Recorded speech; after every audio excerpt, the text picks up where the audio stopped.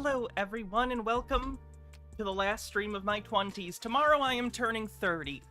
So today we're going to be taking a look back at some of my favorite videos we've watched over the last however many years I've been doing this, and yeah, it'll be a good time. Just gonna hang out, have fun, watch some stuff we've seen before, stuff from the Hall of Fame if you're familiar, and yeah, it's gonna be good.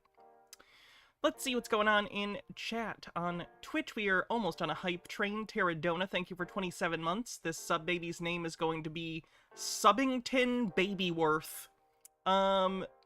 Baja with 90 stream streak. I think that's a winner. Love you too. Altered Undying with 100 bits says, woohoo! Hope you have a great time. Terradona with 100 bits. Thank you very much. Yeah, we haven't added to the Hall of Fame because we haven't had a bunch of Hall of Fame-worthy stuff. It's a shame. It's a shame.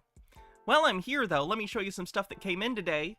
It was stuck in customs for a long time, which is why I didn't get them. But they got released yesterday from customs and got to me. I assume they expedited the shipping because they realized it had been customs longer than it was supposed to. Ferris Hex, thanks for 27 months, kicking off a hype train. This sub-baby's name is going to be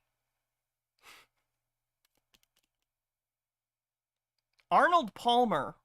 They're either going to be an alcoholic or a great golfer. One or the other. Need to watch Logan's Run next time we're together? We've watched Logan's Run together. I'm not going to run. I'll float up into the thing and explode. That's fine. That sounds fun. I've had worse birthdays. Was 8 homosexuals wasn't Hall of Fame worthy? I don't think it was. It was hilarious, but it wasn't so bad it was Hall of Fame. I don't know. Anyway, the stuff that I got. Arnold Palmers aren't alcoholic. They can be. They can be. Holy shit, DM Trey, thanks for 3,000 bits. That's very generous of you. Thank you very much. How you doing? This feels weird because we talk occasionally now. So it feels weird that it's like, hi, a person that I talk to. Oh, you've given me money. Thank you. I appreciate it. Fennikagami says, hey Hannah, thanks for the break from the new ContraPoints video. I have opinions, and it's a lot, so I need the excuse for a break. Well, I'm glad I can be your break excuse. So the first thing that came in was, Monkey Shines. Oh yeah, this is a movie about a killer monkey. Excited about that one. But the main attraction here is my Super Mario Brothers 4K Special Ultra Edition. Look at how shiny it is. Fennikagami, nope, I read that. I did get Mario. I got Mario. Look at how many supplements are in this thing. This is the movie. The rest is just the books and stuff that came with it. Beautiful. So I'll show you what this contains. It comes with a big book. That's This Ain't No Game, a collection of behind-the-scenes experiences and art. So this is all sorts of writing and concept art and production photos from the production of the 80s Mario Brothers movie, which is great. It's huge also. It's like 400 pages. So that's cool. It has a replica of a magazine from the 80s that came out alongside of the movie. So it's like literally just an exact replica, smaller of course. But it has like the original ads and stuff, so that's a nice little time capsule of like a promotional magazine. There's your centerfold. The sexy, sexy Mario Brothers. What else came in here? A bunch of like art cards or cards of production stills. The scripts for the movie, because there were many, many versions of the scripts because it was passed around and rewritten a bunch of times. And oh boy, what happened to my film thing? Where did I put it? There it is. Oh, it magnetizes to the side of the thing. That's smart. It came with a piece of film from the actual movie in a little keychain. It's hard to see here because, hold on, I'll have to shine a light through it. Overthought, thanks for gifting a sub and getting us over a level of the hype train. But this is an actual film from, the movie. You might be able to see it. Let's see. No, there we go, maybe. There we go. See? It's, Mario jumping down and Luigi's looking at him.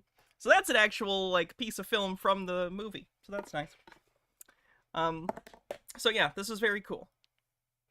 I would say would recommend, but it's been sold out for months, and the only available copies are now incredibly obnoxious, overpriced $800 on eBay, because you know how scalpers are. Scalpers suck. But I was lucky, and I got my pre-order in when they announced it, because I knew these were going to go like hotcakes. Because, well, frankly, it's a pretty big cult movie. So, glad I was able to get a copy. Very nice. I don't know if they're from the original negative. They might just be from an interpository. I would hope they're not from the original negative, because, like, they cut them up to put into this, so I would hope that they protected the original. Oh, it even opens up! I didn't realize. This actually does slide open if I wanted to take a look at the actual film. That's cool. So I'm hoping it was just from an interpository, although I do believe that the transfer was from the original. If I can look. Brand new 4K restoration from original camera negative. Yeah, so it's from the original camera. Negative is the new scan. Let me see what it says about the actual thing. Genuine Super Mario Brothers film cell. It might not even be from an interpository. It just says film cell, so they might have bought a bunch of the old copies of the original thing from theaters. Don't know. Either way, it's film from the movie. From one of the copies of the movie. However many still exist in film. Oh, it came with a sticker sheet, too. It came with a sticker sheet that's, Collector Series Caps by Slam Co. So I gotta be careful and make sure I don't damage that.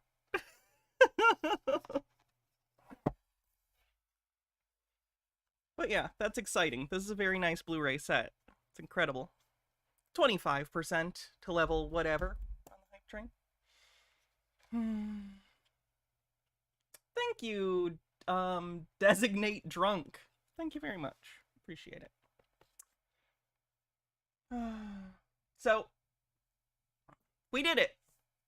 There's my Super Mario Brothers set. It's beautiful. It is great condition considering it shipped from Australia and had to go through customs. The corners are still sharp and nice. Nothing's dented. Nothing's damaged. Very excited to take a look at that. I'll probably watch it tomorrow during my birthday. They're Pog stickers? Well, damn, I don't have any Pogs. Mario's back. In Pog form. Creepy Doll on the Wall, thanks for 32 months, says 32, almost a Freemason. Almost. Almost. Minute and a half left on the hype train. Let's get into it while we're doing that, shall we? Now that I showed you my new Blu-ray and all that stuff. Why do you have a tiny coffin on that shelf? Did you kill an elf and then give it a burial? No, this is actually a box set of movies. This is the Subspecies box set. I am going to be streaming tomorrow. It's just going to be earlier in the day, and it might not be a full 3 hours, but I am going to do at least a short little stream tomorrow. This is a box set of vampire films, so quite appropriate that they are all in a coffin. Although, they fucked up the design, because this thing came with it, and it's supposed to be in here, but it doesn't, like, fit, so you just gotta kind of, like, have them like that. But, yeah, that's a cool box set. Came from the same company that does, did the Puppet Master one that comes in the Puppet Master trunk. I like Charles Band, but very weird decisions with their box sets.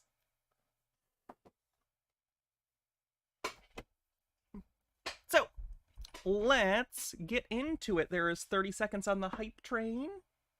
Let's jump into some of the stuff we love to hate. Oh, look!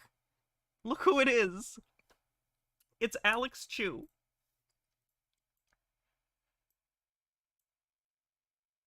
Because, hey, sup? This is Alex Chu. Okay, coming at you with another episode. Stone Corbell, thanks for gifting a sub. Oh, hold on, let me check.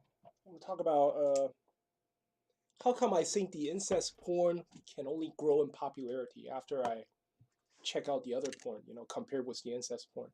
We haven't covered Alex in a while. I have his immortality rings somewhere. If you haven't seen me... Oh, there they are.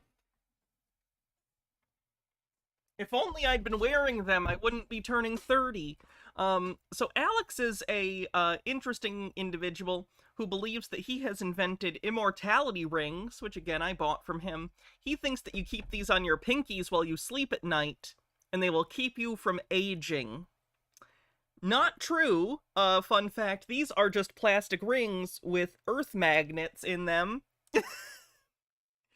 They're magnets. They're just magnet rings. They're just rings that they're around your finger. That's all they are. But anyway, he thinks that they make him immortal, and he is very, very into incest porn, which he is not shy about. So But before I spent $30 on these. Fun fact. I talk about that, I want to tell you, my name is Alex Chu. I'm the guy who invented physical mortality rings. These are rings that you put on your small fingers during sleep. You wear them, you don't age anymore. You become physically immortal. For example, I'm already 49. You know, I look pretty good, right? Check out my belly. Still very skinny. You can tell He I always never does this. He thinks that because he's not, like, chubby, then therefore that means he hasn't aged. In his head, aging is getting chubby. How old is this video now? This is 3 years ago. He's in his 50s now. work out. Never work out for it in a single day. I never work out for a single day ever since I was 23, you know. Most of the customers on Amazon reviews, they give me 4 stars or 5 stars. So if you want to stay physically young forever, you want to look like me when you're 50, go to livemuchlonger.com, livemuchlonger.com, buy a pair of these rings. Anyway, recently I've been, you know, checking out incest porns. Recently, I've been checking out incest porns. Hats off. What do you want me to wear for the hats off? I've been birthday hat. I don't have a birthday hat. That's not an option. you know, checking out incest porns, you know, incest porn, and you know, they're all about fucking stepmother, stepdaughter, stepsister, and all that shit, you know, foster child and all that. And I was wondering, hey, you know, I at first I was very excited because what other hat would you like me to wear? You know, I do have a pretty stepmom. You know, I do have a crush on my pretty stepmother, you know? You could not torture me to get this information out of me. You could literally, whatever hat I like, since you're a little wizard, how about I go for this? Always a winner. I don't understand why Alex is so keen to let everyone know that he wants to fuck his stepmom. Like, that's weird, but, like, keep it in your head, man. What are you doing? What are you doing? So, I cut ties with her a long time ago. But anyway, what happened is, so somehow I got into it, you know? I mean, somehow I discovered that there's so much incest porn nowadays, you know? Only, like, 2 weeks ago or something, I discovered there's so much incest porn. I was shocked. I was surprised, you know? Back in the days, there are no incest porn. Untrue. The history... Why do I know this? What is wrong with my brain? The history of incest porn actually has a rich history. This isn't a new thing. Even just thinking in relatively modern times, back to Victorian eras, there were, smutty written materials that were of that nature. Going into, even more modern times, back in like the 1970s and 80s, when VHS and Betamax pornography was becoming huge, you no longer had to go to a movie theater to see a porn. You could rent a video or whatever. Taboo 1 through 4 became a prominent pornographic film series where the central conceit was incest. So if you're looking for the modern genesis of incest porn, if you're wondering, why are porn websites full of weird stepbrother, stepsister shit, you can probably blame Taboo. Taboo had a big part of it. Mimt with 510 bits says, happy almost birthday, may all your wishes come true. Well, thank you very much. Back in the days, they have a video. They have a porno video. It's called not the Brady's. You know, it's a Brady Bunch, what do you call spoof? It's a Brady Bunch spoof. And inside that video, it's like the stepsisters. They don't fuck with the stepbrothers, you know? You can imagine. That came out like 20 years ago. back in the days, there's like, you don't find incest porns, okay, back in the days. Nowadays, incest porn is like almost more than 50%. And so I'm watching this shit, I'm watching incest porn, I'm thinking, Is oh, he aware that, like, if you go to the front page of a popular pornographic website for the first time, it's going to give you general things, but if you have cookies on your computer, it'll start to, like, learn what you're watching. So if you're on, like, Pornhub, which you shouldn't go to because they're exploitative and shit, but that's a general example. If you keep going there and you're watching those videos, they're going to recommend those videos, Alex. So if you are continually getting a bunch of recommendations for incest porn, it's because you're watching the incest porn. It became a meme because of people going to, like, the front page or most popular stuff. oh man, enough is enough. But, like, you're creating a feedback loop. You're telling the machine you like the incest. Why? What? How come we can't fuck other people? How come it has to be stepmother and stepsisters? How come I cannot just fuck a regular girl? So I was looking for girlfriend dating, like just regular girl, maybe a first date, one night stand. Don't they have those kind of videos? Just any girl, any pretty girl, with the first party point of view. It's called PO. He means regular girl as opposed to, like, his stepmom. He means, when he says regular girl, he means non-incest. Androbla, thanks for 17 months, is of course I hop in when he's on. A point of view, POV. Those videos are called POV. Thanks. Meaning, the cameraman straps a GoPro camera either on his chest or on his forehead, and then he's speaking to the girl or he's dealing with the girl and the girl's all... NB Vixen with 10 stream streaks says, Hannah, did you know you're pretty cool? Anyway, thanks for the cool streams. Well, thank you. I didn't know that. I needed to hear that. Like in front of him, talking, chatting, whatever, fucking, whatever, That's called POV. So I searched for POV girlfriend, POV dating. Can you get relationship advice? Probably not. And I found feels like the lead into a troll attempt. Several of them. And I watched them, some of them, the cameraman never talks, okay? So, they expect the viewer to use his own imagination. Like, oh, this is my girlfriend, this is my date, yeah. I'm gonna walk with her, I'm gonna go with her to the museum and then go eat something and then take her home and fuck her and shit, You have to use your imagination. Some of them... I don't even understand. The cameraman, he's putting more thought into the pornography that I think is probably warranted. He talked to this from 3 years ago. The girl, But then I watch a few of them and I realize, no, they are not better than incest porn. Let me tell you why. His justification is really sad. I should explain, too, the flag behind him. He thinks that he's the reincarnation of a Nazi officer, and that flag is apparently a custom flag he had made that is supposed to be A, kind of a Nazi flag, and B, his initials or something in a stylized font. I'm not sure. Yeah, these regular girls, they are definitely not better than the incest porn. In porno video, I realized it. Stepsister, stepmother is so much better, so much fun, so much more fun than fucking a regular girl. I'm talking about for porn, people who watch pornos, okay?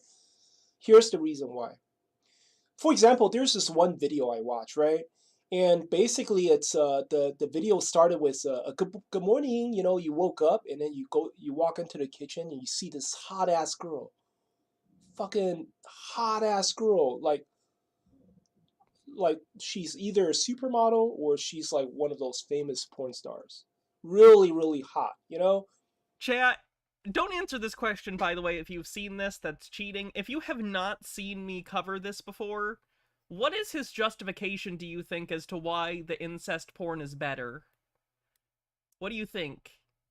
Give me your thoughts. But again, don't cheat. If you cheat, what are you doing? What are you doing? Pain? I don't even... That's vague.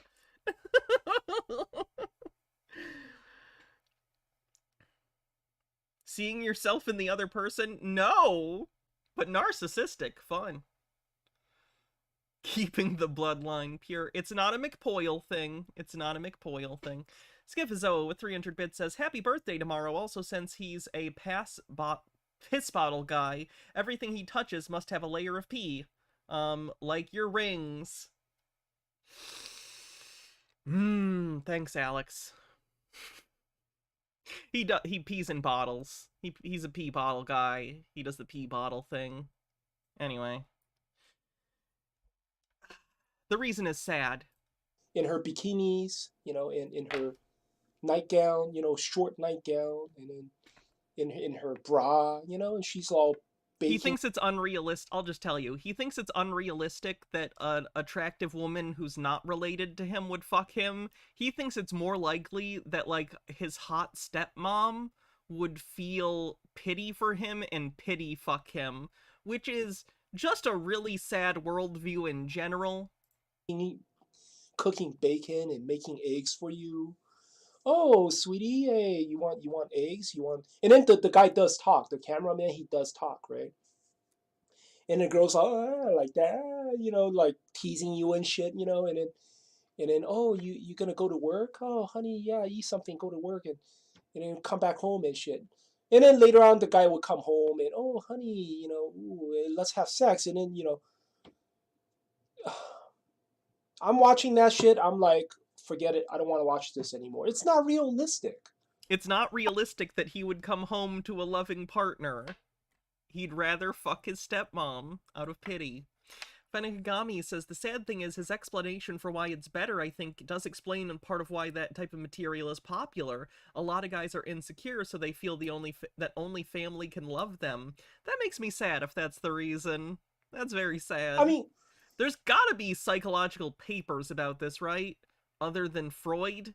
Like, there's gotta be more up-to-date psychological research on what the fuck's up with this. Hello?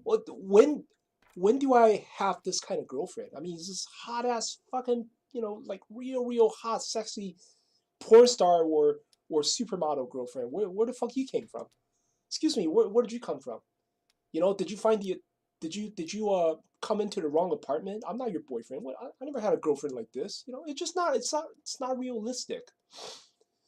I see a hot ass girl, just wake me up in the morning. It just, I don't know, ruin my mood because this is not realistic, Another video is also some girl came and said, yeah, it's a pretty decent looking girl. Greeted me on the street, we're going to the museum, it's also, point of view video, right? I'm talking about somebody strapping a GoPro on his chest. Yeah, you explained it. We understand when POV me. Filming everything. But then, still, the same problem. It's like, in this video, the cameraman does not talk. So the viewer has to use his imagination that this is my girlfriend. We're going He's just on repeating a date. himself. He's just We're repeating. going to the museum to, I don't know, look at something and have lunch and then go back home and she's gonna have sex and shit. But then again, there's a part of the video where you go to a museum. God damn. It's not real. The plot. There's a plot. It's not realistic because just read erotica like a normal person, Alex. I don't get girlfriends like this. A girl like this, a girl with her hair. If there isn't half a book of material before they even have some sort of sexual interaction, is it even worth it? Her boobs, girl like this doesn't date people like me. He doesn't think he's Hitler. He thinks he's reincarnated from a high-ranking Nazi. So not Hitler, but, a different Nazi. Realistic. Hello, most people who watch porno videos, they're like me. They're just like average Joe. They're not like a super stud who has like 7 or 8 inch penises. All these studs with 7 or 8 inch penises. If there are any men in my audience who are like super insecure about the size of their penis, you're fine. You're fine. Please don't worry about it. It is not the biggest concern anyone has. It's fine. There is somebody like me who has like average penis, about 6 inch, that's 6 inch and then not very tall. I'm only 5'8", right? And then it's just average person like me. You don't get to date girls like that. It's not realistic. So it's like before we even get to the fucking part, right? Before we even get to the sex part, I already lost my mood. I don't want to watch it anymore because this is so unrealistic. But then I'm imagining him frustratingly watching a pornography in which they're at the museum and he's like, I wouldn't go to this fucking museum. You can skip to the porn part. You know what? When you're watching Stepmother or Stepsister, that's a totally different kind of feeling. It's realistic all the way until the end. You know why? Let me explain to you why. Because viewers, okay, usually people who watch porno video, I guarantee you, what's the common thing in every person who watch a porno video? You know what's the common thing? The common thing is everybody who watches porno video feels sorry for himself. What? If you don't feel sorry for yourself, why would you watch a porno, right? Oh, he does not have a healthy understanding of his own sexuality, I feel. That's unfortunate. Procagam says, I couldn't get with a hot chick, but my dad sure could. You be fucking your wife, you be fucking your hot girlfriend, you be a stud, you should be 6'2", and have a very nice job, has a good career, came out of a good family, handsome, and you be, fucking girls left and right. Or you have a hot wife. You don't need to watch porno video. People who watch porno video, they feel sorry for themselves. You understand? And I feel like he's doing a wee bit of projection there, but all right. How come the stepsister and stepmother videos are so popular? You know why? It's because my hot ass stepmom or my sexy gorgeous stepsister, they might have sympathy for me. They might have enough sympathy for me to fuck me. That's the reason why it's so... No member of your family should ever feel that. Realistic. That's not how this works. For example, there's a film I watched, there's stepsister. I'm not sure it's a real sister or stepsister, but it's a stepsister, right? So she's like, the cameraman, this is also a point of view video, meaning, the GoPro camera. Oh my god, you've explained it 5 times! That's one on the forehead, right? Viewing everything. The cameraman said, I just, I'm 19, I don't have a job, I'm still playing video game every day at home, father is about to kick me out. Oh. I just, I'm gonna go out there, look for a job. I just lost my girlfriend and, just very upset. And then the sister came to me, right? The sister came to me. Oh, honey, you're upset. By the way, Alex is doing very good. Don't worry about him. He owns a bunch of rental properties, which is its own thing. But he's not suffering other than the things he causes for himself to suffer.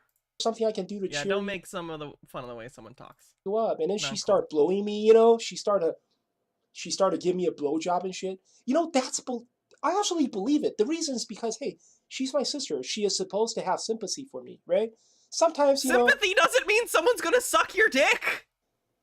Because for example... So what these words true mean? Story, right? I mean, I have a cousin who almost became handicapped, She almost became permanently handicapped. I don't remember this video. I have so much sympathy for her that I'm willing to do anything for her, Please don't attempt to sexually do anything to your cousin. Well, if nobody wants you, I'll marry you.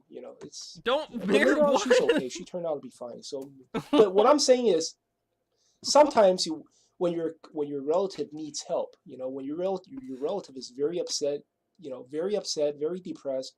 In his youth, Alex broke his arms, and there's a whole story. So yeah, you do have sympathy for that person, So that's the reason why stepmother and stepsister videos are so believable. The reason is because people who watch porn, usually they feel sorry for themselves, right? So it's unrealistic to suddenly you see a hot-ass girl. She's not your sister. She's not your mom.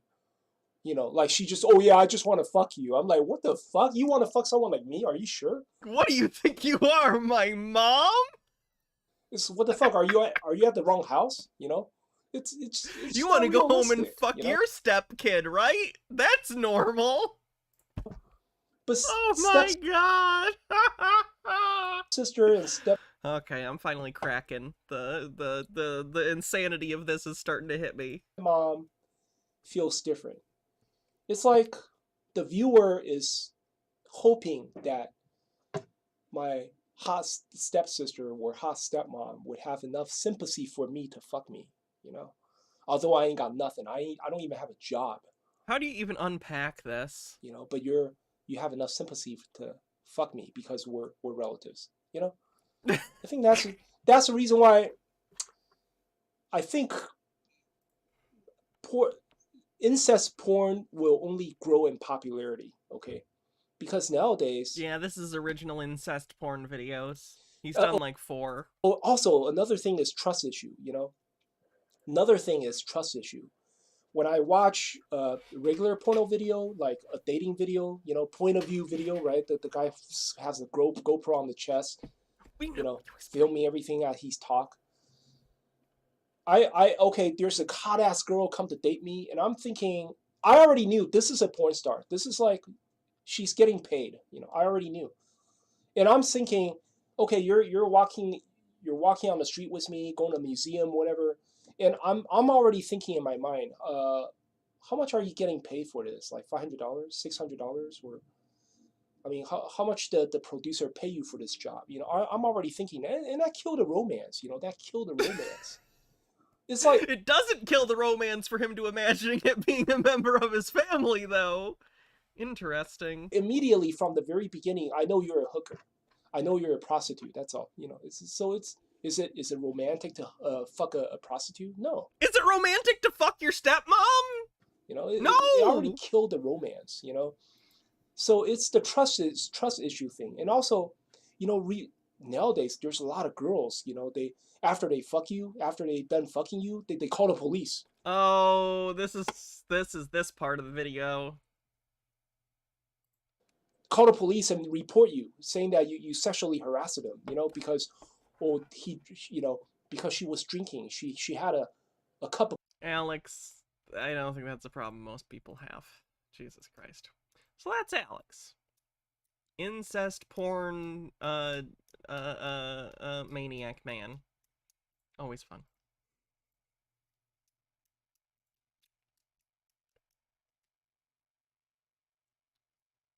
Another Hall of Famer. Bitch. Spider-Man is a bitch.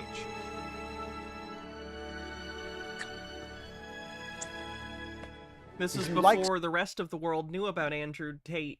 Remember when we watched Andrew Tate before everyone knew who he was, and I totally called all this trafficking shit?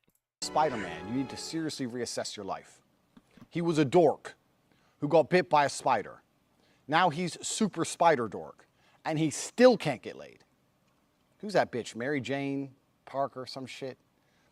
You're Spider-Man, and she still won't have sex with you. It's not working. You and me. What?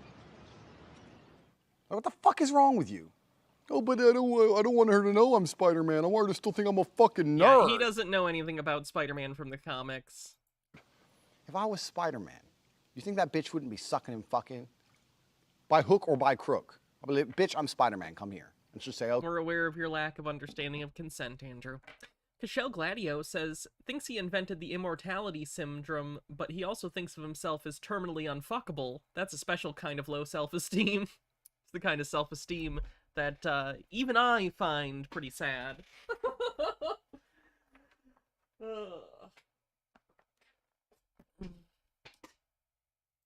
Okay, if by some crazy twist of fate, she goes, no, I don't want to. I'll be like, psst, the fuck you talking about no? I'm a G, Spider-Man. The only thing Spider-Man's doing is sitting at home jerking Who could have predicted that he's a rapey creep? off. How are you a superhero if you're sitting at home jerking off? Fucking loser. Spider-Man is a dork. There's nothing admirable about Spider-Man. Didn't he became Super Spider-Man, and then someone killed his uncle, some robber killed his uncle. Is this the right story? Stay back! My uncle! What happened? Carjacker, he's been shot. Look, we just called the paramedics. They're on their way. Some robber killed his uncle, and now he decides he wants to stop crime to get the robber who killed his uncle. Does he even catch that robber ever? Yes, in the movie version you're talking about, he absolutely does. I don't know. I'm genuinely asking. Does he catch the robber? I don't know. If you guys know about Spider-Man, tell me. He catches him the same day. Does he catch him? The same day. And does it, what does he do? Put him in jail? He kills his uncle and he catches the robber somehow. I don't know. He's a crybaby. Does In he? the movie, he kind of approaches him and the burglar falls out the window. So, like, I'd argue that he kills him indirectly. It feels like he might have beat him to death had he had the chance, but he didn't because he fell out the window first. He hang the robber by his neck in the middle of the city with rope, so he and hangs him to death. No, he takes his ass down the police station to fill in paperwork. What kind of fucking superhero are you? He's literally not even saying what actually happened in the movie. Killed your uncle. He's a pussy. If you killed Venom's uncle, Venom would fuck the dude up. But no, fucking Spider-Man. Oh, I'm taking him for justice. You're a fucking nerd, bro. Spider-Man's a nerd. Anyone who likes Spider-Man, by extension, is also a nerd. He was a nerd who got bit by a spider and became a super nerd. And why does he still live with his parents? He doesn't. His parents are dead. He doesn't even live with Aunt May. He goes and visits her, but he doesn't live with her. He just has no idea what the fuck he's talking about. It's so frustrating. You're a fucking superhero. He just legit, like, even outside of all the trafficking stuff, which I hope he just goes to prison forever for. What in the world was that? How about Caitlyn? Remember when Caitlyn got run off of Ohio State's campus? That was fun. This doesn't do any value, though. I mean,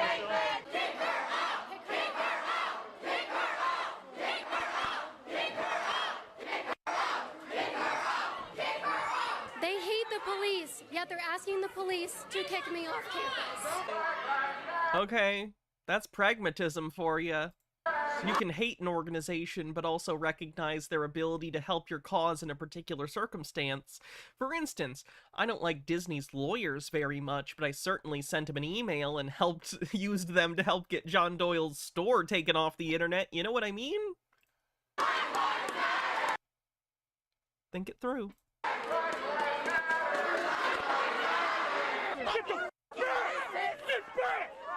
I got you. You're good.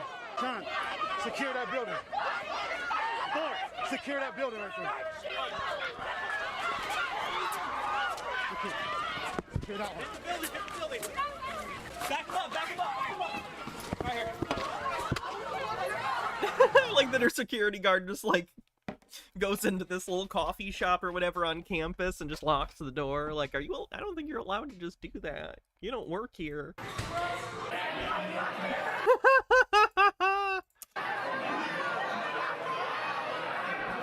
Yeah, it's the poop lady. Oh my goodness, all these people are being so mean to me. Caitlyn, you're super mean all the time. It's like your primary thing.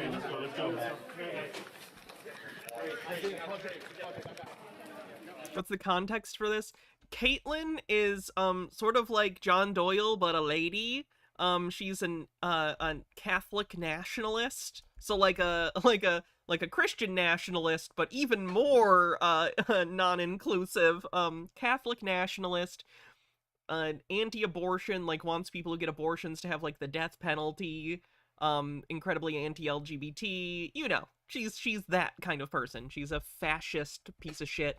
She went to Ohio State and she was protested against until she left, which was nice. Justin, you're in there with her. On a level of 1 to 10 of how ridiculous this is, I'm at a 20. Defund the police. I said, girl, you're not doing shit other than what you do on yourself.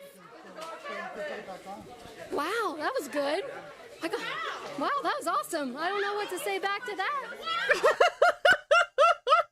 Oh my God, yes. Thank you. You're very She beautiful. is a monarchist. She's into dictatorship. This is why it's so important to support my work at patreon.com/Caitlyn Bennett. Because Oh, of I remember Bass. He is still a huge piece of shit, yes. your support there, because of your donations there, I'm able to hire this team of people who will not let these violent, radical leftists and Black Lives Matter terrorist organizations supporting Black Lives Matter terrorist organization? Do you feel terror, Caitlyn, right now? people out here to hurt me. You notice no one's touching me? No one's being super aggressive. Caitlyn, I don't think they were gonna assault you even if you didn't have security guards there unless they wanted to go to jail. But yeah, they want you to know you're not welcome there, because you're not. It's because of these people, and I need you to support. Security guards don't stop you from leaving campus, which is pretty nice. All right, these people are huge Donald Trump supporters, so I think it's more important to stay because they so I really appreciate it and everything. So it's really nice talking to you. What was your name? Trey. It's really nice talking to you. I really appreciate it. Jake, you ready? Let's go. Why are we moving? Yes. On to another. We scouted it out yesterday. Hold on, wait.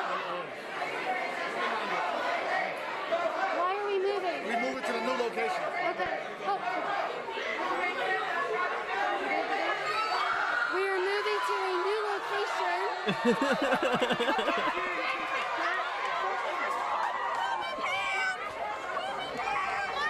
I love the people shouting, "Poopy pants! Poopy pants!" Is that the lady who pooped her pants? Allegedly! Allegedly. This is crazy.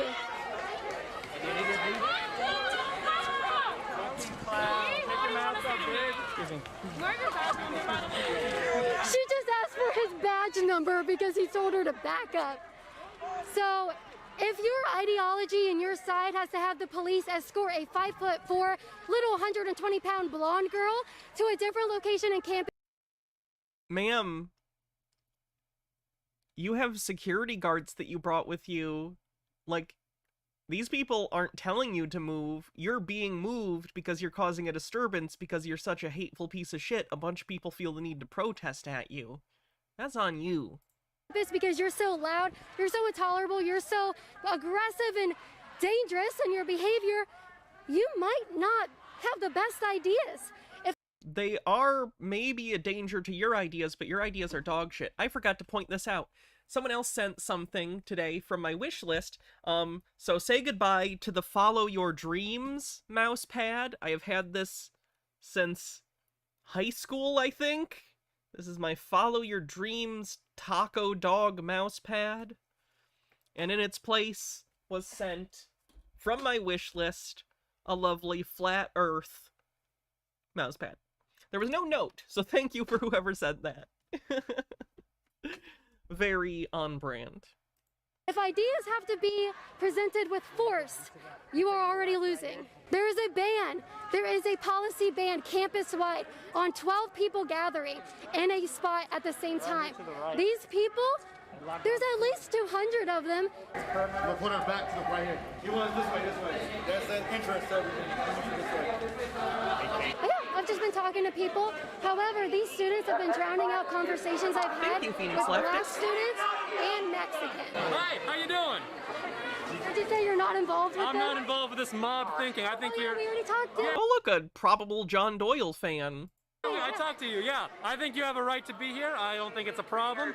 I think it's kind of ironic that everyone's yelling for you to wear a mask, or they were, when they are not social distancing. I thought that was kind of funny. It is a little funny. They're putting everybody at risk, aren't they? They are putting everyone at risk. You're worth it, Caitlyn.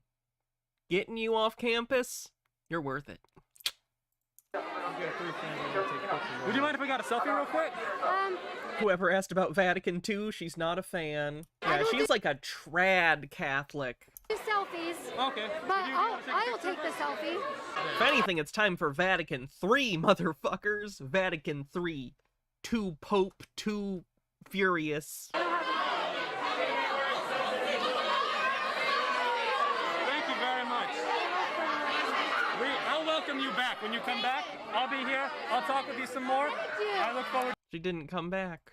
I'm like, you said defund the police, but yet you're calling that? Exactly. I'm gonna get to the point where she gets run off, because we need this.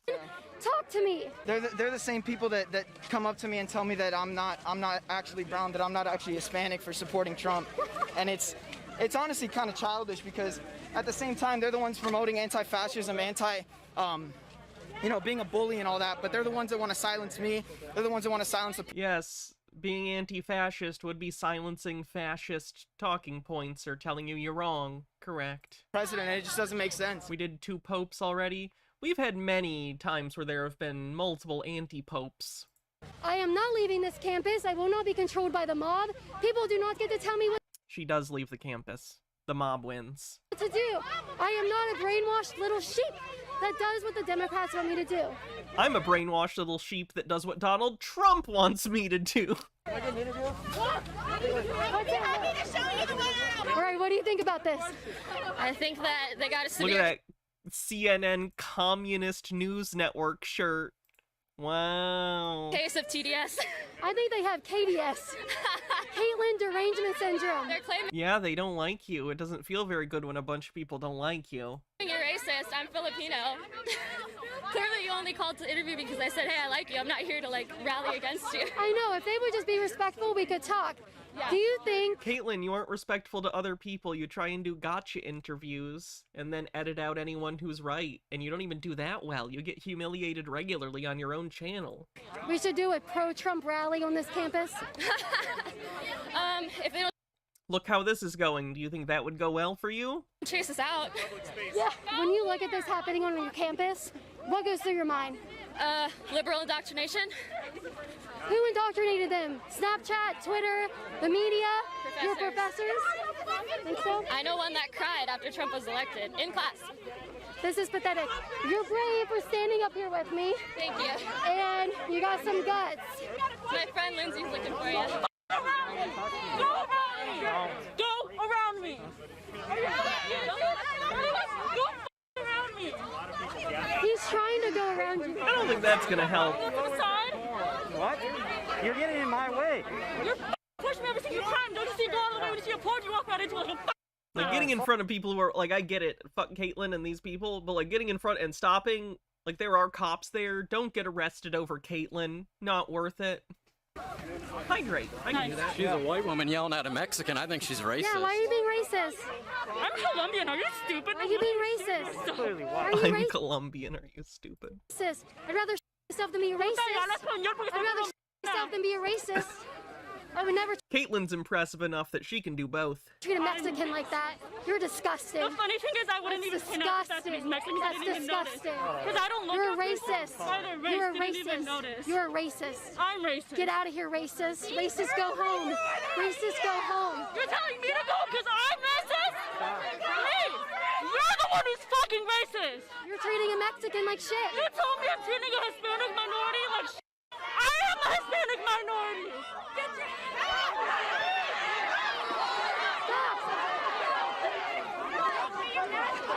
God.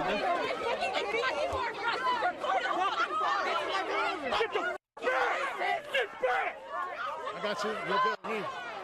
You're good. Come on. Give me that. I'm gonna take you to a safe spot. Should we go inside a building? Sean, secure that building. I remember we looked up the security company she was using at the time. I don't know if she still does. I don't know how much she goes out and does stuff at campuses anymore. But I remember we looked up the security company and it was the sketchiest shit.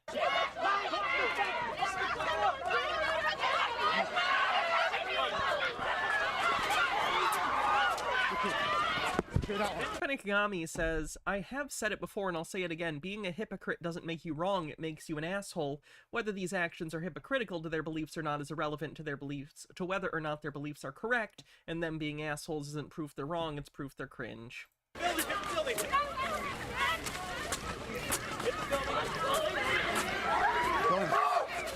is where they go in and try and bunker in the thing.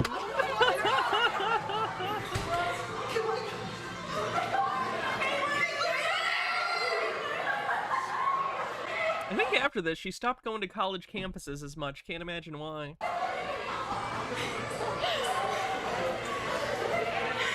look like rabid animals.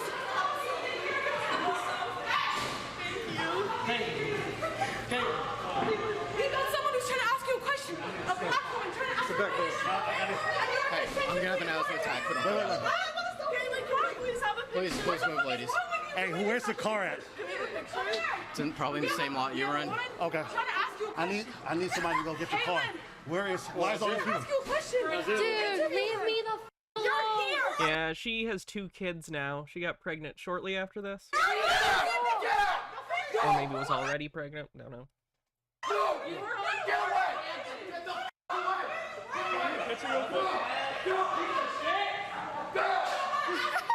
Are we going Gatsby here? Cat, thanks for 9 months at tier 2. This sub baby's name is going to be,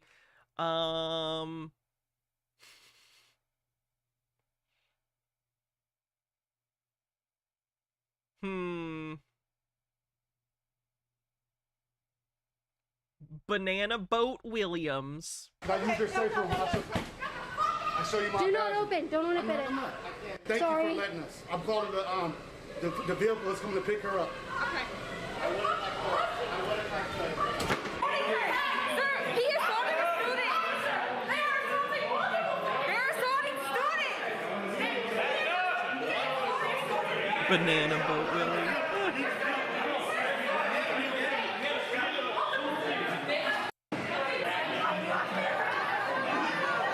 Of this restaurant and the workspace we had to go in here. I am being mobbed. Please leave me alone. No, she's good. She let Please. us. Thank you for letting us. Please, I appreciate it, but please leave me alone. So they are getting violent with my husband. Where's Justin? He's out there. I'm sure they got him. Anyway, I am back here I'm sure they got him. because they are literally trying to fight me. And the police are nowhere to be found. If they would have controlled this, instead of blaming it on me, guess what? They wouldn't be doing this. If police in our country was actually doing something to stop these people from acting like this wouldn't be happening. But because we have police here that do not do— Ma'am, they're yelling at you. They're allowed to yell at you and give you the finger. Like, if they get physical, that's a different thing. Legally. But they're just yelling at you. They're allowed to do that. their job. I don't care if they're the conservatives, police, I don't care what they are. Do your freaking job. Trying to get me to leave? Look, I walked around campus and this is what they do. I try to leave and this is what they do.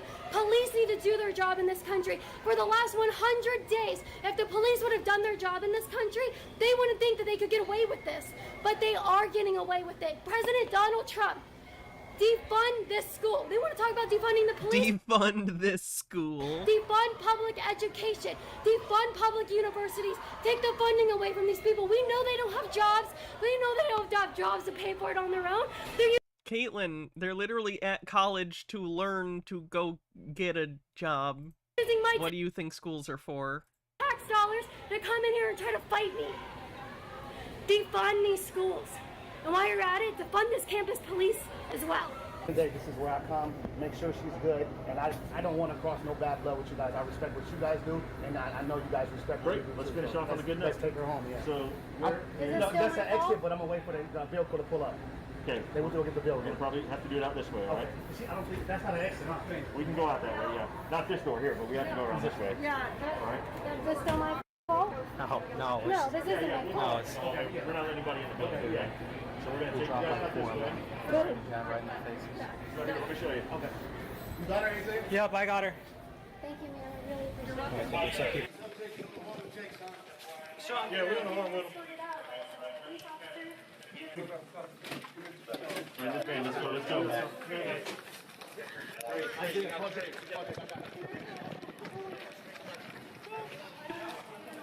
Justin, you're in there with her.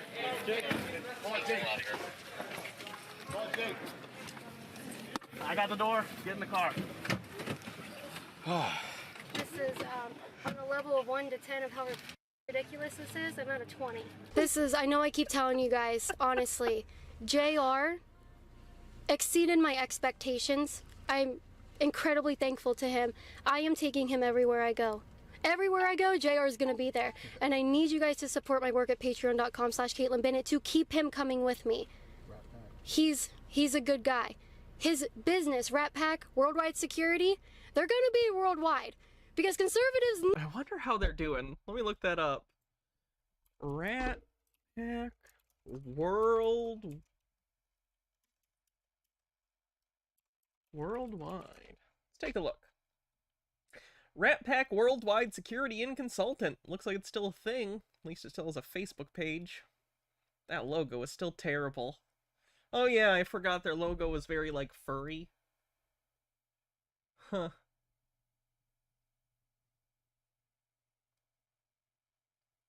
When's the last time they posted? Oh, the last time they posted was 2022. So maybe they aren't open anymore, actually. Maybe they don't exist. Hold on. Let me look into this.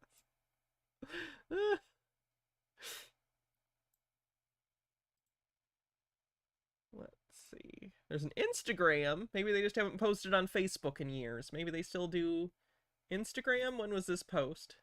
Where's the date? Nope, that's 2022 as well. Okay, so it's looking like either they changed their name or something happened and the business no longer exists as of after 2022. Don't know why.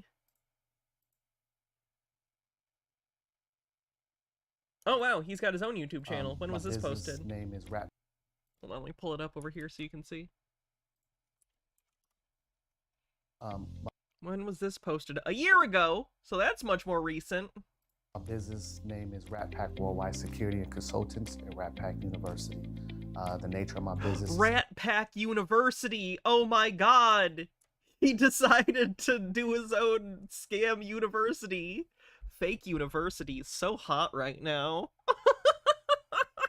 Provide security and to teach security. Being an entrepreneur is hard, but being a veteran entrepreneur is even harder. Dealing with the disabilities, me myself, when I retired in the military, I dealt with PTSD and TBI, which I currently deal with. I did 55 months in combat. I got injured in Iraq and Afghanistan. And it's a shame he decided to work for Caitlyn. Just trying to pursue entrepreneurship as a veteran. I would tell veterans to be patient and get into these programs so you can understand. Yes, we learned a lot in the military, but if you put yourself inside a different box and try to learn entrepreneurship and learn it the right way, I think your business will be successful. I had to learn how to pivot and just get our feet in the door. This is giving me vibes of red flags. COVID vaccination site security guards haven't been paid in weeks. Company says they get paid after government pays. Federal, state, and local governments are spending millions of your tax dollars staffing COVID vaccination clinics to help save lives, but I-Team investigator Adam Walzer has uncovered some of the people working at those clinics haven't been paid for weeks. Armed guards from Tampa-based Rat Pack Worldwide Security and Consultants have been protecting people at Hillsborough County COVID vaccination sites since late January. One guard who asked not to be identified due to fear of retaliation told us shifts were up to 12 hours a day, 7 days a week. After working for several weeks without being paid, the guard contacted the I-Team about the situation, saying many people working at the 4 sites where Rat Pack is supplying guards were growing desperate. So was it not the state that was paying them, or is it the company? A lot of stress, a lot of fear, a lot, I don't know how I'm going to feed my children. Jewel McIntyre, who goes by the name JR, is the CEO of Rat Pack. Rat Pack Worldwide Security is a veteran-owned company, a minority-owned company, woman-owned company. That guy owned the company, though. Unless his wife is also involved, or some other woman that's behind the scenes. We provide security for churches, schools, events, clubs. We teach security here. McIntyre says his employers haven't been paid because he hasn't been paid and the government owes him $150,000 so far. The government pays their prime contractor, we're the sub, so they pay the prime contractor, then the prime contractor pays the sub, and the sub pays us. So there's 3 people in front of us. Yeah, I don't know if this is even necessarily his fault. We didn't get approved for no PPP loans, so when we get paid, we pay our employees. Okay. If I'm taking this at face value, which I have no reason not to, even if I think that working for Caitlyn's shitty, that doesn't seem like it's necessarily his fault. That's a shitty situation. But I do get weird vibes from the guy. I do get weird vibes. Vest Demon, thanks for tier 2 for 6 months in advance. Holy shit. Thank you. You must have immediately enjoyed the stream, or this is a second account and you've seen me before. Or I'm just so immediately, you were like, I'm sold. I'm sold on Hannah. I will pay for 6 months immediately. Thank you, Vest Demon. Thank you very much. Anyway. So, what's next? Marcel or Peter? Chat, we're gonna do a poll. Are we gonna do a Marcel video next or a Peter? Oops. Wait for me to do the poll.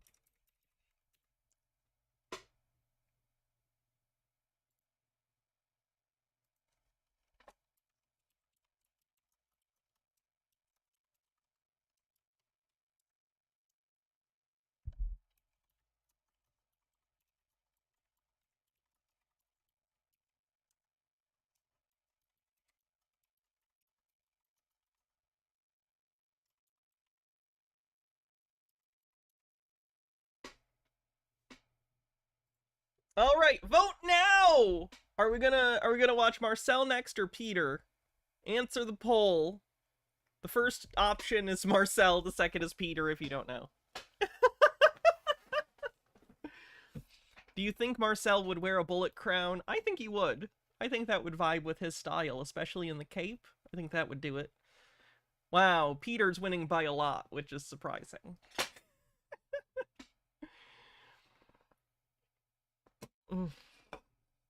Half a minute left. 15 to 30. Peter's winning.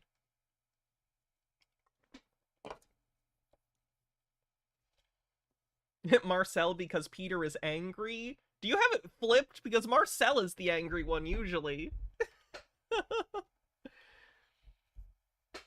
I have the bullet crown, yes.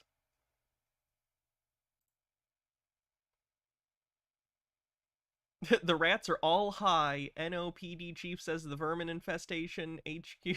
Oh no, the rats got into the cocaine. That's not good. Okay, Peter wins. That's interesting.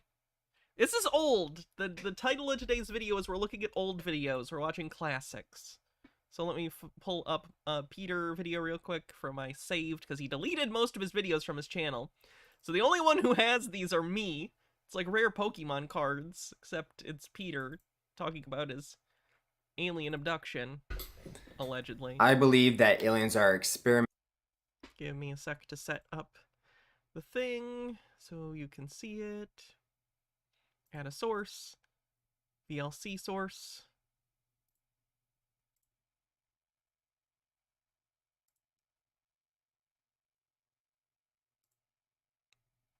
Why is it, where is it?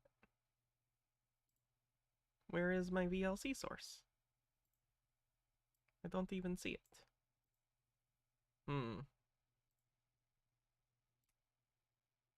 Give me a sec to figure this out.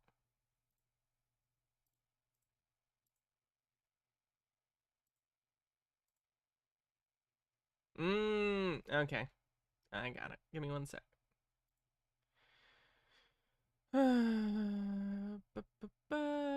It is under... Ah, wrong disk. There it is.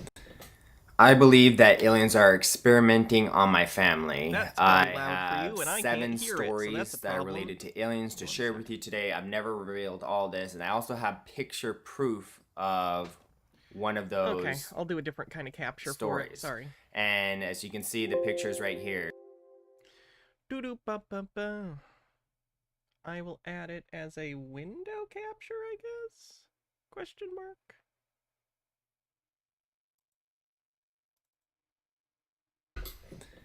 I believe that aliens...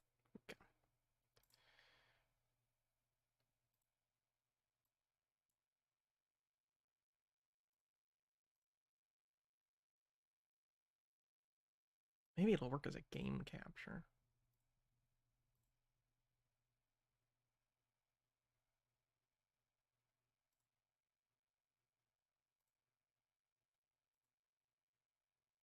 Does that work? Yes! Hell yeah. Alright, there he is. Let's do this.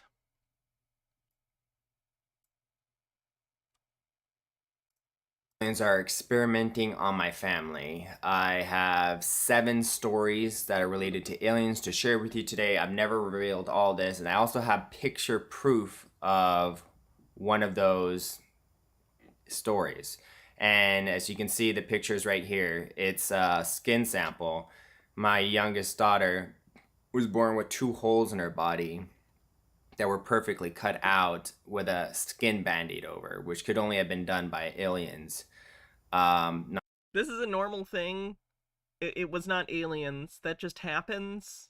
I know we talked about specific causes when we watched this video the first time, but no, it is not aliens. He has multiple children. He's a stay-at-home dad. Not sure how, but anyway.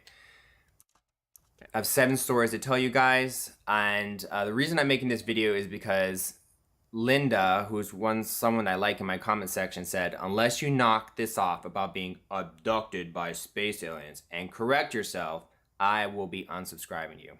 Hydrate. Linda, I'm sorry to say that politics and aliens are one and the same. How old is he? 30s? Topic now. I can't talk about politics without talking about aliens, because aliens and politics is... I think he was 32 when this video was filmed. Really, really interconnected. Like, if people knew how much policies, how much politics all around the world was being influenced by aliens, you'd see what I'm talking about. Especially with June 29th this year, the Pentagon is releasing what they know, declassifying what they know about UFOs, and they're releasing it to Congress, and it'll be public. Disclosure is happening right now. UFOs and aliens are... Nothing happened. Surprise. On the news every single day now, from what I've seen. So I think it's time to tell people the full story of the 7 alien stories that I have. And please be polite. Viewer discretion is advised. If you're psychologically fragile, I suggest that this video is not for you. And Linda, if you don't want to watch this video, I get it. It's a startling thing to think about aliens, but it's startling. What I've experienced, please be polite in the comment section, because no jokes like, oh, you got raped by aliens, or he's crazy because he believes in aliens. You said that's not a fair statement. I have evidence of the aliens and interact with my family, and now these 7 stories, some of these things could be demons, some of them could be spirits, some of these experiences could be dreams. I'm open to that possibility. And if you think any of these stories is something other than aliens, let me know in the comment section, okay? Let me know, because I want to hear. When I talked to him, I did let him know, but I do think it's fair to also point out that to him, even though these things didn't happen, or at least didn't happen the way that he thinks they happened, to him, psychologically, they are real. If in a delusion, if in a hallucination, something horrifying happens to you, it can traumatize you just the same as if it is real, because to your brain, it is real. So as funny and interesting as it is to see someone be this out of line with reality sometimes, it is fair to point out that he has actually suffered from this. So, just pointing it out. Jesse with a $20 super chat on YouTube says, "Happy birthday, Hannah. Here's to a better decade. Cheers." Thank you very much. Appreciate it.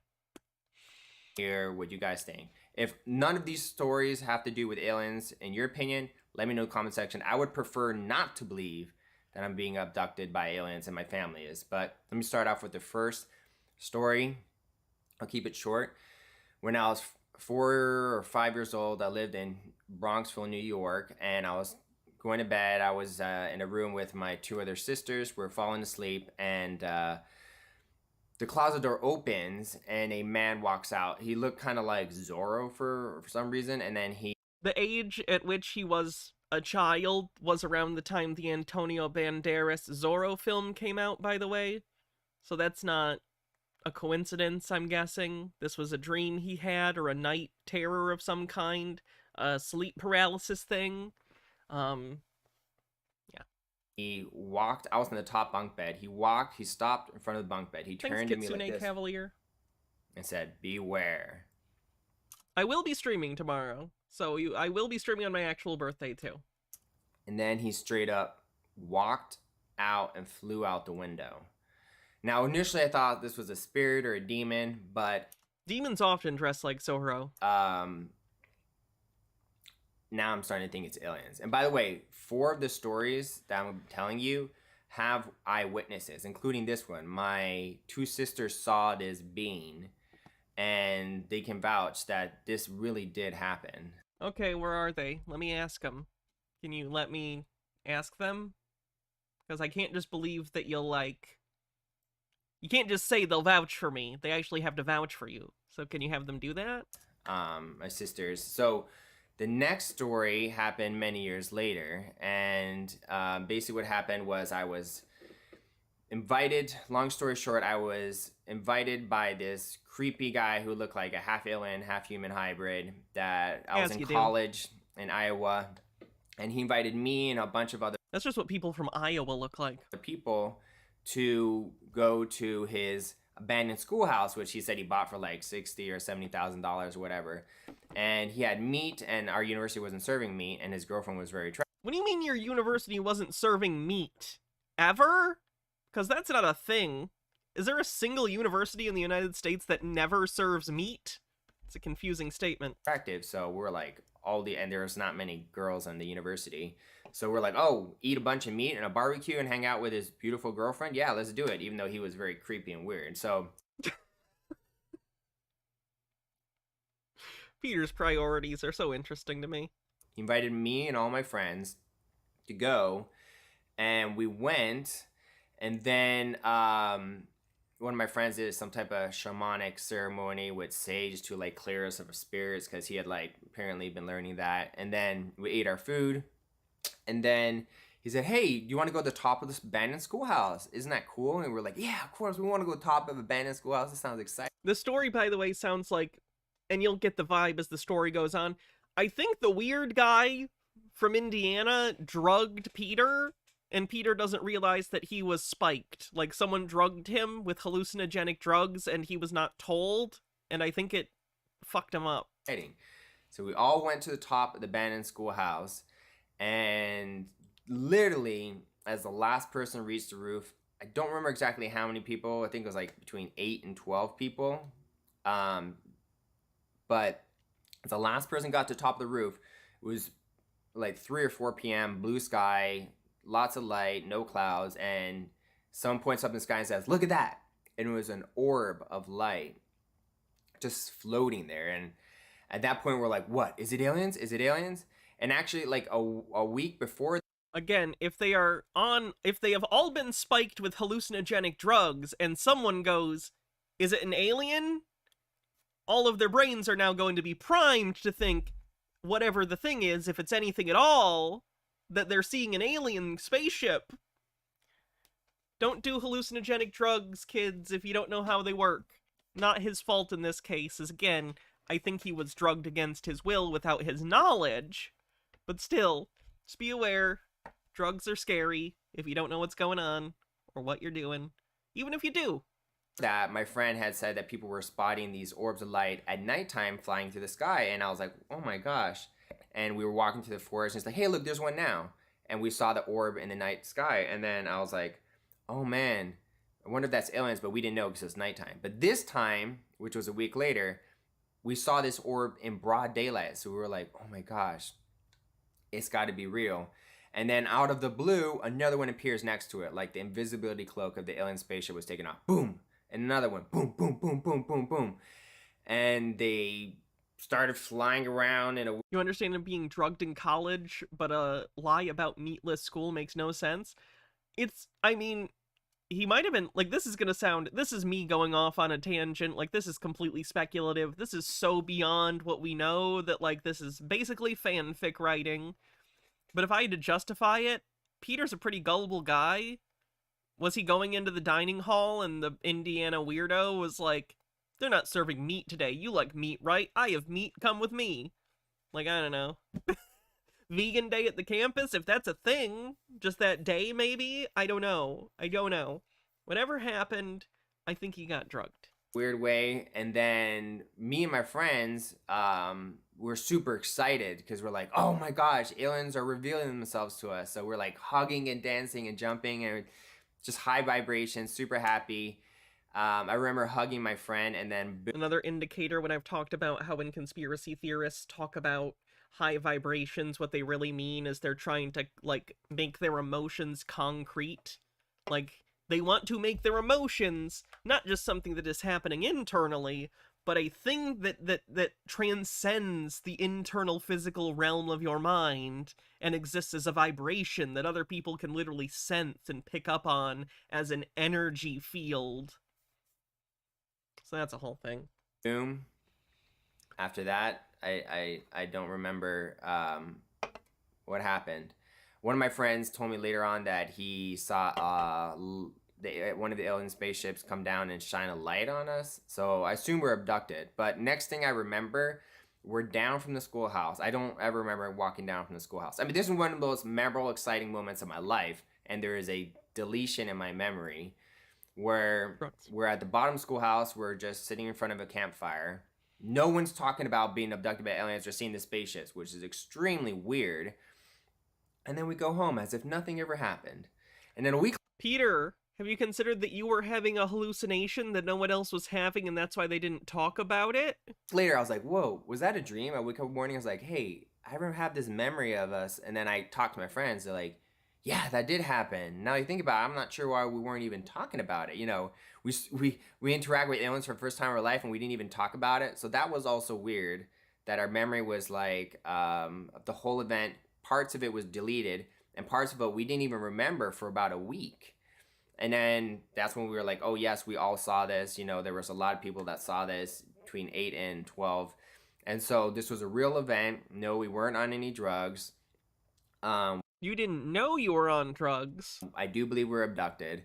So the next experience, which experience number 3, was I was in Panama, and then I have this dream that I'm brought out to the balcony in the house. Peter was raised in Panama when he was young. And there's someone who I can't see. It looks like an adult alien, but I can't remember what they look like. And next to them is standing is a little girl. This happened about 2.5 years after. There's a little girl, and the being that I don't remember seeing, but I knew I felt their presence, said, look at her, she is your daughter. And this happened while I was sleeping, and AKA a dream. For a while I was wondering if it's a dream or not. Here's a handy flow chart. Were you asleep when this was happening? Yes? It was a dream. But basically, he said, this is your daughter. I'm taking care of her. Don't worry about it. It looked like a half alien blonde hybrid. I like that he took the time to find a picture on the internet that he thought looked the most like his alien baby. Not AI. This is before AI was publicly available to make pictures. Incorrect. This is an old video. As you can see, people have had similar experiences and they've drawn pictures. This is what I saw, something that looks like this. It was like a half alien, half human hybrid little girl. And he was basically saying, you know, this is your daughter and, you know, we're taking care of her. And then I thought it was a dream, but I've always remembered it. And then really researching the abductions and all that, I realized this is very common. When they abduct you and take your semen and make hybrids. I find it hard to believe that aliens abducted anyone for their quality semen and they took Peter and not me. It's a courtesy to actually introduce you to your hybrid. I got a big brain, okay? Children. That alien might turn out trans, but they'll be pretty smart. And a little funny, So, for a while, I wasn't sure if this was a dream or not, And I also wouldn't be a deadbeat, okay? I'd take care of my alien baby. It definitely happened in a dream state while I was sleeping. It was just, in my head, it was just a weird dream, but it felt very real. And then after hearing all these stories of aliens introducing the hybrids that they made with your DNA, I do believe that this was, in fact, my daughter, and that the reason it came to me in a dream state was so that I could handle it, because if it didn't happen in a dream state, like if he actually took me on the balcony and I saw the crazy alien and I saw the hybrid and it was not a dream, I'm not sure I could have psychologically recovered from that. So sometimes things are presented in a dream state so that people who were psychologically fragile like me at the time can handle it. And now when I'm stronger, I can finally digest that that was a real experience, in my opinion. Could be a dream. I don't know. Anyway, story number 4. Story number 4 happens while we're taking a vacation with my family and an island in Panama. And my mom slipped on these stairs and actually hurt her hip. She broke her hip. It snapped in half because she slipped down these slippery stairs. And so she was taken to a hospital like on the island, but they had apparently, I think she got taken off the island. Yeah, she got taken off the island. This story is interesting too, because once again, there's a reasonable explanation that he completely doesn't recognize. his mom's in a ton of pain, and they're like somewhere where there aren't access to like pain drugs, and the dad goes away for a little while and comes back and tells Peter to go somewhere, and then Peter goes away, and when he comes back, his mom's doing a lot better because an angel did something. Peter, your dad went and probably bought street drugs somewhere and gave them to your mom for pain. He probably went and bought weed or something and gave it to her when you weren't around to help ease the pain because they didn't actually have pain meds. Boat to a area in Panama that even alcohol, because they're like in a cult, so I don't know if they normally are supposed to drink, but maybe in that instance he got her some alcohol to deal with the pain and he didn't want you to know. Hospital that had like no medicine, because apparently this hospital, whenever they had medicine, it would get stolen by thugs, so they had no painkillers, and my mom was in the most pain she'd ever experienced in her entire life. And so my dad told me, I didn't know this, he told me about like a month or two ago, that he was sitting at the hospital, he was telling all of his church members, because they're missionaries, he have a lot of friends, please pray for my wife, she's in a lot of pain, there's no painkillers, and it's going to be like a long time until we can get her back to Panama City, where they have good hospitals and painkillers. And everyone was praying and praying for my mom. And then he said he saw in his mind's eye, he wasn't sure if he saw in real life or in his mind's eye. That means you didn't actually see it. He doesn't remember, but he remembers seeing... If you don't remember, you didn't actually see it. 4 gray aliens walk into the room with, I think there was 1 or 2 wands. I think maybe one of them had a wand. I don't remember. But there was a wand, and they waved the wand over my mom. She's like, oh, I'm in pain. And they waved the wand over my mom, and her pain went away. So the most... Yeah, I think his dad bought drugs for the mom. Painful experience she's ever had in her life. She's in so much pain. And then she looks at my dad and says, the pain is gone. What? But all of a sudden, the pain is gone. What's going on? My dad never told anyone until recently. My dad believes that these were spirits that came and healed. But I'm like, yeah.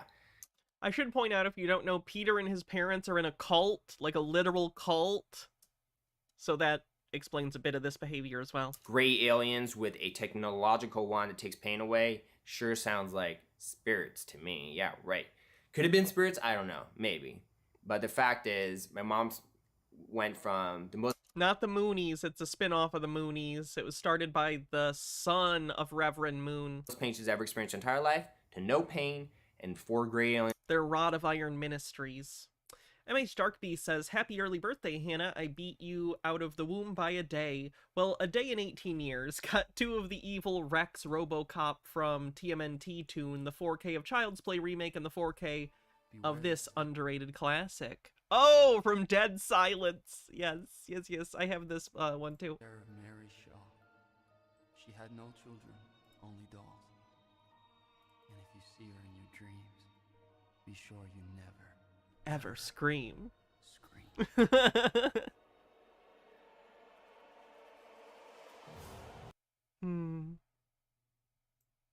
I do love horror movies. That's fine. Hats off! Bitterin, what do you want me to wear for the hats off? Oops, that's the wrong video. Sorry about that.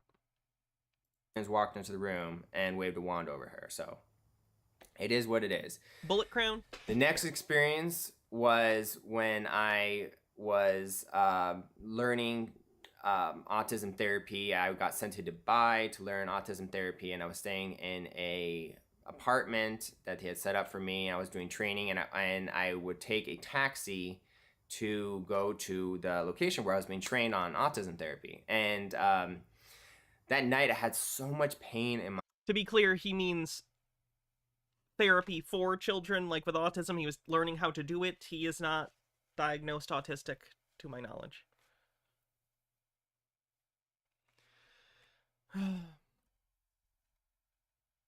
Told you he's an article. Oh, god damn it. Sorry, wrong video. Hydrate. Can do. My anus, to be honest. And I kept on thinking, like, was I abducted again? Did they put something in my butt?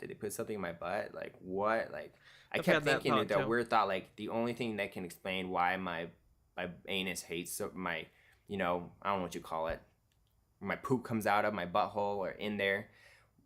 The only way I can explain why it hurt so much is someone must have put something in there, because it was just so much pain, like someone shoved something in there. And so anyway, I was like, maybe I'm crazy. Maybe I just have abduction paranoia. But then I'm walking to get a taxi with my Lance says, coworker, welcome to the first day of the rest of your life, Hannah.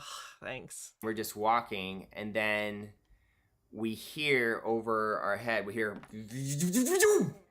and something flew away. And then we're like, what? It sounded like a spaceship. We all know what a spaceship sounds like, because we're all very familiar with real alien spaceships. I lived next to airports most of my life, and I've heard a lot of flying things. I never heard anything that sounded like, and I was like, did you hear that, airplane or spaceship or something like that? She's like, yeah, we looked up, there was nothing. And I was like, what did it sound like to you? She's like, it sounded like some type of alien spaceship flying away. And I was like, yeah, it did.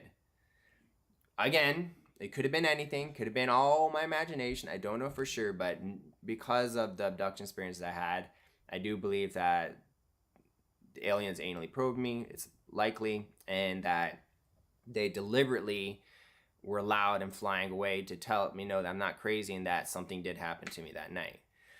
The next experience, I believe, that's true. When I was Could abducted in college, because it was internal hemorrhoids are a thing. High vibrations, very happy. I do believe those benevolent beings, good people, good aliens that were doing something good.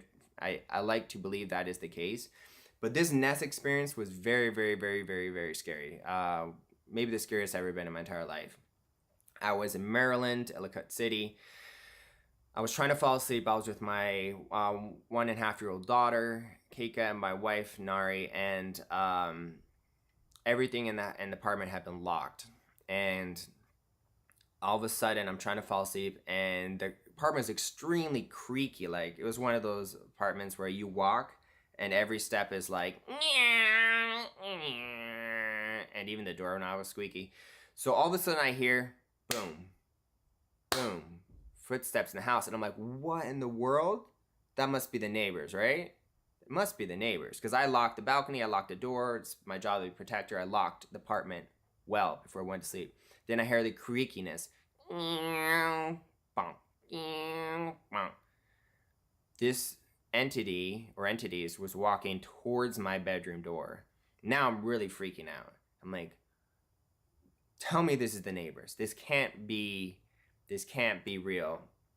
And then I hear a pause right when the entity gets, or entities get to my door. I think it was one. It sounded like one. Didn't sound like footsteps. Sounded like one entity. I hear my doorknob to my bedroom opening. Or maybe it doesn't sound like that. Like, I don't know how a doorknob sounds, but I heard it opening. I don't know how. I love that people make fun of me at this point in the story. He doesn't know what a doorknob sounds like, but he definitely knows what a spaceship engine sounds like. But doorknobs. That's difficult. That's a difficult one. Doorknob sound. Put my covers over my head and was like panicked. This is the thought process of a child. I put my covers over my head because I was afraid. That's so interesting. And people are like, whoa, you're supposed to defend your family. If I can't see the monster can't see me. Family, and you're acting like a... It's like bad object permanence. A scaredy cat, and you're not trying to fight. I was like, in my head, I knew these were aliens, and I felt they were evil. You're gonna fight evil aliens? Dude, they just got in. If I have children in the room, yes, because that would be my responsibility as the parent to fight the evil aliens or whatever weird thing you think is happening. Into your house that was locked. Your apartment that was locked. Yeah, right, I'm gonna just fit. And also, I really didn't... In his defense, he grew up in a cult? Oh, I know, it fucked him up. It completely obliterated his ability to make reasonable, assessment of any given situation. He has no critical thinking, and it's horrifying and sad and depressing. Peter has been failed by everyone in his life. I want to see the aliens because it's very... I have alien phobia, even though I love aliens. Xenophobia? Literal, though? If I had seen the aliens, that image in my head would have really scared me for life. So I deliberately did not want to see who was coming in, the aliens. So I covered my head, and then boom, my memory goes blank, deleted. And for the first time in think 8 or 9 years. I slept through the whole night. I'm a very light sleeper. I've never slept through the whole night since I was like maybe like 16. Even then, I don't think he wasn't failed by me. Yes, he was. It was probably like so long. I don't ever remember sleeping through the whole night. But that night, I slept through the whole night. And then my head was placed at the feet of the bed. I was on top of the comforter, and I was lying on my stomach. First of all, I never sleep with my head at the feet of the bed next to my wife's stinky feet. McDurk, I never sleep prisoner of war, thank you for following. On top of the comforters. I never sleep on my belly. So I was placed deliberately in a way for me to be like, what the heck? I was abducted. That wasn't a dream. And then, but I was still wondering, like, I was hoping it was not an evil alien that abducted me. But as I've learned from Majestic 12, you can feel the energy of aliens, high vibration aliens feel happy. Again, this whole idea of feeling energy and vibrations, it is so they can use their feelings as evidence of supernatural phenomenon or paranormal phenomenon. Happy, like the experience I had in college. Negative aliens, evil aliens do have a low vibration. You can feel fear and negative emotions. So this was... He's a stay-at-home dad. His wife has a job. Unfortunately, an evil entity, alien. And so I was still trying to hope, like, oh, maybe this is fake. Maybe this didn't happen. Maybe it was just a dream. But I was like, I was placed in a way in my bed that's impossible. Like, I've never slept like that. And anyway, so that day I have a play date with a neighbor downstairs. And I bring my daughter down. He's got a daughter. He's also a stay-at-home parent like me. And I tell him the story, and he says, oh, I saw the alien. I said, what? He's like, I saw the alien spaceship. I was like, dude, don't joke around like that. He's like, no, I did. I recorded it. I was like, what? Show me. And lo and behold, a video recorded around 10:30 last night over our apartment, a orb of light that is not a plane, a helicopter, making no noise, orb of light just sitting there over our apartment. It wasn't like right over, it was like a little further away, but it was clearly the same orb that I had seen previously in my previous abduction experience. So that was startling. And what's kind of weird too is that I didn't ask for that video, which when you think about it, if he has proof that aliens abducted me and they recorded a spaceship, wouldn't you want that video? I didn't think of asking for that video except for like months later, which makes me think sometimes aliens are influencing our thoughts, and they didn't want me to have that video. Later when I asked him months later, hey, do you have the video? He said, I deleted it. I'm like, dude, you recorded an alien, you deleted it? And Peter, he's fucking with you. Me, I'm dumb enough to not get a copy of that before he deletes it. But anyway, I feel like that was some type of influencing our thoughts or something to make sure that we didn't have that video. But at least I saw that video. I knew it was real. I saw it when he recorded it.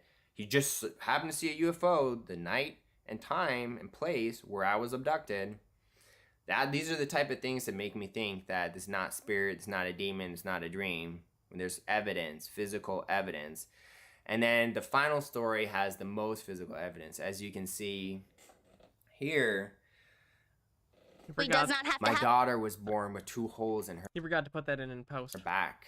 Sorry, 1 hole in her back and one kind of... When it's clusters like that, usually it's the same person with multiple accounts. A license.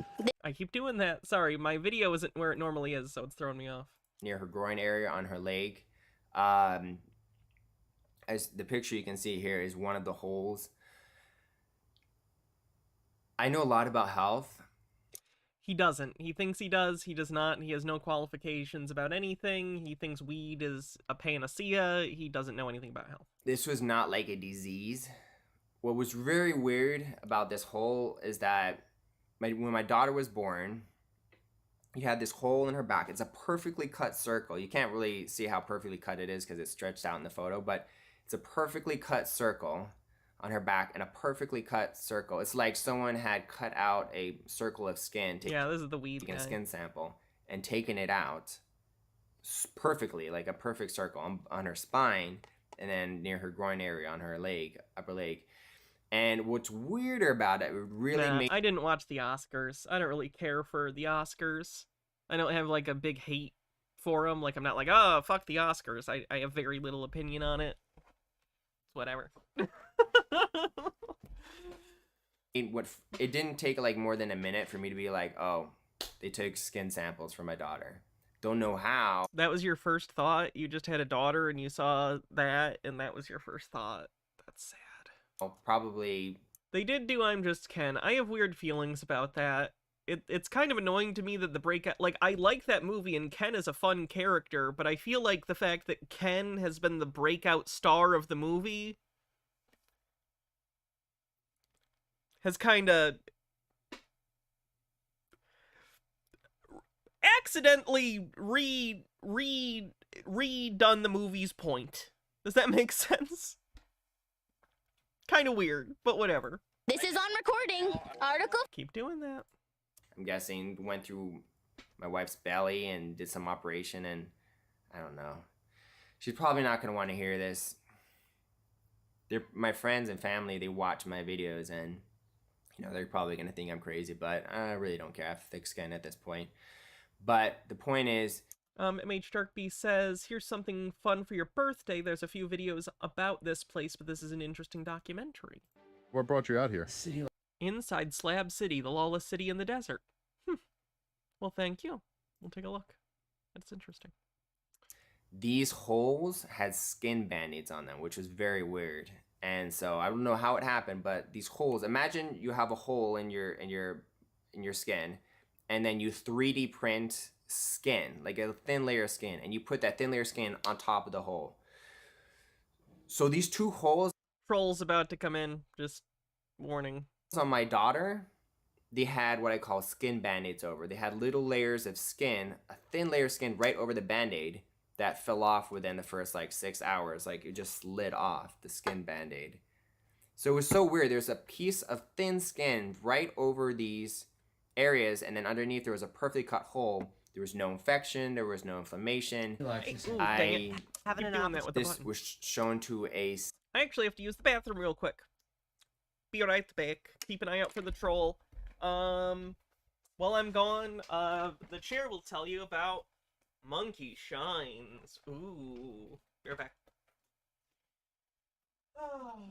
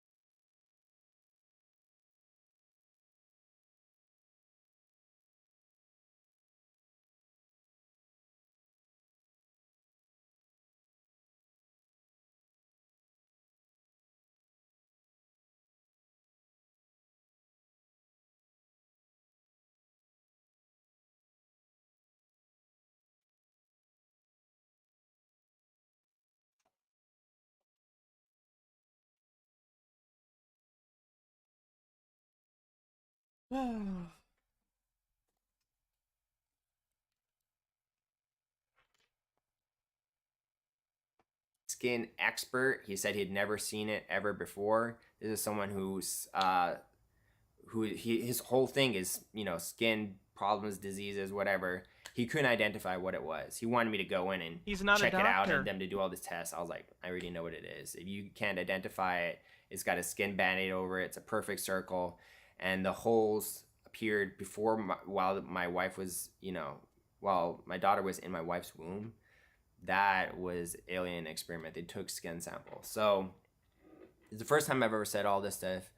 You know, my mother-in-law watches this, my brother watches this. I know some of my friends watch these videos, and it does take some courage to talk about this. But I'm confident in releasing all this information now, even if people think I'm crazy, because I think that it'll help people who've been abducted also have the bravery to speak up about it, and also it's also healing for me. I don't think any of my friends or family believed me when I said these things, and it's difficult for you to be abducted. A lot of people, everyone I know who's been abducted, or I don't know anyone, but like people I've watched on videos and stuff, they always have anxiety, chronic anxiety. They're worried they're gonna be abducted every night. They have PTSD. I have all these things as well from these abduction experiences, and no one really believes me, which is the toughest thing, because I mean, I've told these to people and they're just like, oh, okay. And my dad made a joke the other day, oh, did they sexually assault you, the aliens? And I'm just like, that's a bit insensitive, because I feel so bad for Peter. He was fucked from the start. Day one of his birth. He was just fucked. Like, this is depressing. I have a lot of anxiety and fear over these experiences. Someone mentioned in the comments, like, have you considered doing, you know, regression therapy? And I have strongly considered. That's a really bad idea. They're doing. I would have to fly to California and go to this regression therapist who would implant false memories into your head and gladly take your money to re-traumatize you of things that didn't actually happen. Don't do it. Helps people who've been abducted, and they actually can recall a lot of what happened. Like, these memories are deleted in my head. If I went there and did this hypnosis, I would be able to, it's called regression therapy. I could recall a lot of the memories. But right now I'm leaning towards not doing it, because if I do regression therapy and I see these aliens, it's very uncomfortable for me, and I'm honestly scared to see their faces. If they're good aliens, like, you know, handsome, attractive aliens, I might be comfortable with. But like, what about the evil aliens? What happens if I see them and then? Notice that the good alien, he says handsome, attractive aliens, and then juxtaposes it with evil aliens. That's telling too. In his head, good aliens are attractive, are handsome. Evil aliens are monstrous. Opportunity to do the thing. I'm scared for life, you know, that they're gonna abduct me again. Like, I'm already scared and anxious enough, and I will go to sleep like thinking every night, like, oh, like last night I slept like 6 hours straight without waking up. When stuff like that happens, I'm like, was I abducted again? Because he has insomnia. He doesn't sleep very well, so sleeping 6 hours without waking up is a big deal for him. I'm pretty sure he has sleep paralysis, nightmares, and that's where some of this comes from. I don't sleep through the night. I wake up like every 2-3 hours. So if I sleep for like long periods of time, like 6 hours, I'm like, which happens rarely. That's happened like, oh, bad idea. Sleeping 6 hours straight happened maybe like 5 times in the last 7 years or something like that. But you know, it's difficult to talk about these things. It's difficult when people don't believe you. It's difficult when people make fun of you. I hope that you guys in the comment section can explain all these things to me. Am I a good alien or an evil alien? I'm a depressed alien with severe personality disorders. In a way that makes sense, that they're not aliens. I would like these not to be alien experiences. I don't want to be abducted. I don't like it. I do not consent to these experiences. Sometimes I like to fantasize and think like, oh, I have superpowers and I'm a special person. That's why they're abducting me, and I'm very important, and no maladaptive coping mechanisms. Harm could ever happen. We could sing it around, Peter. We can sing it around. In me, because I am an important experiment. I like to think these beliefs because what's the alternative for me to think? That I'm a useless lab rat that's being experimented on like a piece of cattle? I don't want to think that I'm a lab rat that's being experimented on aliens without my consent, like I'm a little piece of meat. I don't want to think that. It could be true. So I make up these beliefs in my head that somehow I'm special because of these abductions. But who knows? But it's very difficult to talk about these things. It's very difficult when people don't believe you. You know, like, people who are abducted, they want to talk about these things. You can't just bottle all this stuff in. They want to release it. If you bottle it in, it's so much stress and anxiety. You need to tell people. But then when you tell people, everyone thinks you're crazy. Like, maybe one or two of my friends that I told this to actually believed me, but they never said like, oh man, that must be tough for you, or are you okay? Are you dealing with PTSD? Like, I think a lot of people don't realize these experiences have a negative effect on your life. I'm trying to turn it into positive, be like, oh, I'm special, I'm protected, and I can help people with these abduction stories and stuff. But like, part of the reason that I make this video is I think that people need to be aware that this stuff's happening.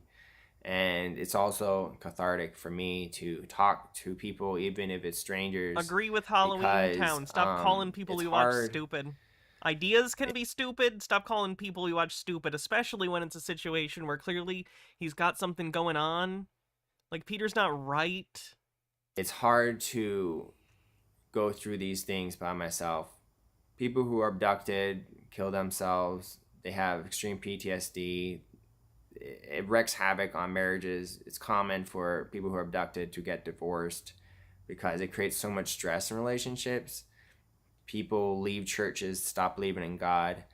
I want to be someone who's an example that you can be abducted, you can be experimented on without your consent. These things can happen to you, and you can still believe in God, go to church, tithe, be married, not really let this affect your relationship with your spouse. Like, my wife doesn't really believe in aliens, and I'm like, I tell her I'm abducted, and she just doesn't want to hear it, you know? And so it's tough, but I think it's about time I told people everything I knew, and now it's out in the open. And then when I say, like, you know, I've been abducted by aliens, people are like, oh, he's referring to these things. Thank you for listening. If you want to help, maybe you can say something in the comment section like, are you okay? Like, that's kind of what I've been craving to hear for so long. Like, people are saying like, are you okay? How are you dealing with all this? Because it's hard. I like to take kratom and valerian and cannabis because they're anti-anxiety and they calm me down. And when I'm not on any natural anti-anxiety, I'm just in a state of anxiety all the time because I'm like, oh crap, am I a lab rat? Are they gonna take me again tonight? They gonna take my daughter? I'm wondering if the weed is hurting that, because if you do weed constantly for a long time, it can like creep up on you that you have a bunch of anxiety that you don't realize is being exacerbated by the weed. So I'm wondering if that has anything to do with it too. They can take my Like, obviously he's got a lot going on here, but like the constantly being high thing probably isn't great either. wife. What are they gonna do? So there's a lot of paranoia involved. Yes, weed makes some people paranoid. And it's not even just some people. Sometimes for some people it's an amount. They could do it once or twice a week or something and be fine, but if they're doing it constantly, it's gonna probably make you paranoid and anxious. Like I said, people don't really believe me, and that's okay. But I'm hoping someone will, and I hope that people who had these experiences can feel comfortable in knowing that they're not alone. This happens a lot. There's videos on Amazon, documentaries about people being abducted by aliens, really good documentaries, and that's helped me heal because I'm like, I'm not alone. This is a real phenomenon. It happens. My experiences are very normal. Yeah, he does kratom too, which is not good. Very consistent with other abduction experiences, and yeah. All right. Tomorrow I'm gonna do an AMA where you can ask me questions about politics or aliens or me or anything you want. I'm gonna do it at 11 a.m. Eastern time. Tomorrow isn't Sunday. Sunday, I'm going to do an AMA. If you want to ask me about my experience with aliens, or if you want to just talk to me about anything politics, like, I'd like to connect with my viewers because I do enjoy having relationships with you guys, and I want to talk about aliens. I want to talk kratom is a drug that is, I don't know how, it's legal in a lot of places because it was just relatively new. it hits the same receptors in your brain as opiates, but it's not an opiate, so it has been used to help people step off of opioids and stuff, which is great. But, like, it can become a problem if you're taking it just because you want to take it. I guess it's better than doing some random opiate, but, like, it's not incredibly good for you. Let's put it that way. Things that I really want. Politics. I want to talk about whatever you want to talk about. I just want to talk to people. I like talking to people, especially about things that I'm interested in. So even though I'm not okay with these experiences, even though they have harmed me, I do love the topic of aliens, and it's made me very passionate about it because in the end of the day, even if there's some bad experiences with aliens, a lot of that has stopped. The evil aliens abducting humans has stopped. And right now, the good aliens are in charge of helping Trump and save the world and do other things like that. So the good aliens and the good guys are really focusing on taking out and stopping these evil aliens from doing bad stuff to Earthlings and Earth. And I do believe this, and I think this is all going to come out in the next 2 years. So we're in for a roller coaster ride, and it's been 2 years like since I said, the video, it's going to start in at June least. 29th when the Pentagon declassifies all the information they have about UFOs. They're probably going to say something. They can't say aliens are real because it's too shocking, it would shock the world. But they'll say something along the lines of these UFOs have incredible technology. It's not our technology, even though we have the best technology in the world for flight. And we don't know what they are. But really, they're implying they're aliens. Come on, let's be real here. You don't believe in aliens? Wait till the 29th of June when the Pentagon says that there's these spaceships flying around all our planet very often and they're not our human technology. Then you'll be like, well, is that really demons or the spirit world? Is that a dream? Is that hallucination? No, it's aliens. Thank you guys for listening. Thank you for watching. Thank you for caring. I'm sorry if you don't want to hear about aliens. Probably shouldn't be in my channel because aliens and politics, same topic right now. All right, everyone, have a wonderful day. And Peter and I talked a couple weeks ago. He wants to talk again. I think that'd be interesting. See how he's doing. How about this? So, John Doyle, this is his video right after Trump lost the election and he was coping. I'm sorry, I enjoy this more than I should. Ladies and gentlemen, we are back here behind the desk. It seems like it's been forever. Things are really starting to get interesting now. We've got a lot to cover, a lot to explain, a lot of details that I need to catch you up on, but I'll start off by saying that I've been getting swamped with emails, DMs just on Instagram now because I've been suspended from Twitter. More on that in a second. And everybody's asking me. Don't worry, everyone. When Elon took over, I think John got unsuspended, so... Well, John, did we lose? John, is it over? Well, John, what do we do? And it's like, to be honest, I don't really know what you guys were talking about. So then I started watching the mainstream media coverage, and then it clicked. It was like, oh, yeah, of course, the screen people. So I feel bad for you. The MAGA hat doesn't come off, except it did, and he stopped wearing it. Been watching mainstream television and news, because to me, it's like, when I said that the MAGA hat never comes off, I didn't realize that all of a sudden an exception could be made for fraudulent. All of a sudden. Electoral practices and the resultant pessimism from the mainstream media's adjacent propaganda. Like, I didn't realize that there was a footnote. I didn't realize that we had made an amendment to that. We knew that they were planning this, but now all of a sudden you see it play out and then you just decide to believe it. You let it demoralize you. They would prefer that you let them ease you back to business as usual. They would prefer that you go back to browsing Facebook and watching cable television. Well, the MAGA hat is to be taken off when the election plays out exactly as we predicted. Give me a break. Donald Trump never gave up on you, and if you give up on him, you're a coward. They were arrogant in 2016. They truly believed that they were going to win, and their pride cost them the election. And so in 2020, they had a plan, and we knew this going into it. So seeing it play out should come as absolutely no surprise to you. And we'll go over all the details, but allow me to just illustrate to you where my energy is at now in comparison to when I voted on Election Day. So on the left side of your screen is going to be where my energy was on Election Day. I can't play the actual music because it's copyrighted, but I'll play what he's playing. And on the right side of your screen is going to be where my energy is today. Young man, there's no need to feel down. I said to young man, get yourself off the ground and to the YMCA and you'll something today. Bam, bam, bam, bam, bam. It's YMCA. YMCA. There you go. Genius, because the energy is still. DM Trey says, I'm hopping off for D&D. Have a good one. And P.S. Happy birthday. Thanks, DM Trey. Have a good D&D. High. Young man, there's no need to feel down. We've already won. You just don't know it yet. So do stay tuned.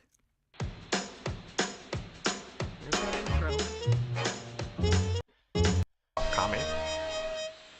Hello there, ladies and gentlemen. Welcome to Heck Off Commie. It's that time of year again, the time of year where we transition from the patterned cotton button-downs to the suits. Very epic, but we're going to touch on a range of issues today that I think are all very important to note. And I will start off by saying that we're not going to go through all the evidence of voter fraud and break that down, and that's for a few reasons.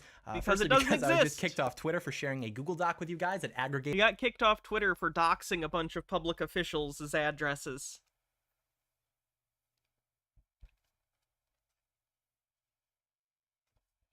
I need to get my bangs trimmed. The names and phone numbers of state representatives in all of the states from which we've seen evidence of voter fraud so that people could call in and demand that they fight for electoral integrity. Oh yeah, this aged like milk. And I got suspended for allegedly violating the policy on spam and harassment, even though I've seen people on the left do this literally hundreds of times. Like the most surface level left-wing move of all time is literally just... The difference is when people post like phone numbers of their public officials, those are public, and what you did was post a screenshot someone took of a voter roll, which is not the same thing. Well, call your representatives, call your congressman. So yeah, hashtag free John Doyle. We're gonna throw it on a shirt, but in the meantime, I'm gonna ease off. Where are you gonna sell that shirt? Not on your website, because I got your store taken down. Suck it. The gas on that type of stuff until we can get that taken care of. Wonder if he ever fixed that. Hold on. Go to his website. Oh, the whole website isn't there anymore. Good. And everyone... That used to just be on his merch page. It's like, bro, I'm so excited that you got kicked off Twitter. Bro, it's such a white pill. It means that we're effective. And it's like, yeah, I'm right there with you, but I still got suspended. And now I can't just text whatever dumb thing comes into my mind to 20,000 people whenever I want to. Like 2 days ago, I was driving and I simply thought of ka-chow nationalism. And I wanted to tweet it, no context, but I couldn't. So that's mildly inconvenient. But also, I think it's okay because so many other people are covering it. And also because we knew that this was going to happen. So I think it's better that we focus on other things that are still related, but that perhaps aren't being covered so much by other people. So that's what I've been up to. I've been traveling, attending rallies, organizing people. I've been on the phone with the HOC network. People don't take that into account because they still perceive YouTube to be somewhat illegitimate compared to other forms of media or communication platforms. But we've got people in state governments all throughout the country. We've got people even at the federal level. We've got people in conservative media, a ton of them. So we're actually we're pretty well in the loop. And so if it seems like it's been forever since I posted a video, I apologize for that, but my job isn't necessarily political commentary. My job is to help take the country back, and if most of the time that means influencing people and bringing them over to our side, that's perfectly fine with me. In fact, I've really come to enjoy sitting behind this desk here, but now what's important is that we get boots on the ground. And I've noticed that a lot of people, and we won't get into specifics right now, maybe once we're a little bit more powerful we will, right? But lots of people just want to make money talking about politics forever, as though nothing has changed except perhaps the subject matter which they're discussing that day. And very few people want to Shout make out money to talking John Doyle. Shout out to John Doyle being incredibly cringe about politics so that when it's time to stop talking and actually do something. Is that pre-midlife crisis Doyle? Something they have the funds to do it. I think you'd have to be at midlife to have that. And that's the unfortunate reality for us. Did he ever come back from the Disney assault? Not to the same extent, ever, no. That not only much of conservative leadership in government is corrupt, but also much of the conservative leadership in media is as well. And so with that, there are two things for the time being that I'd like to make you aware of and that I would expect you all to attend if at all possible. The first one is in Washington, D.C. this weekend. That's the Million MAGA March. Trump supporters from all over the country will be marching. He's an upstanding citizen. Stephen J. Neptune Man says, in the time since you started streaming, Caitlyn Bennett and Steven Crowder have become increasingly irrelevant, and John Doyle is yet to blow up as the next right-wing superstar. Here's hoping that Doyle continues to not rise and Matt Walsh is the next one to become irrelevant. That would be nice.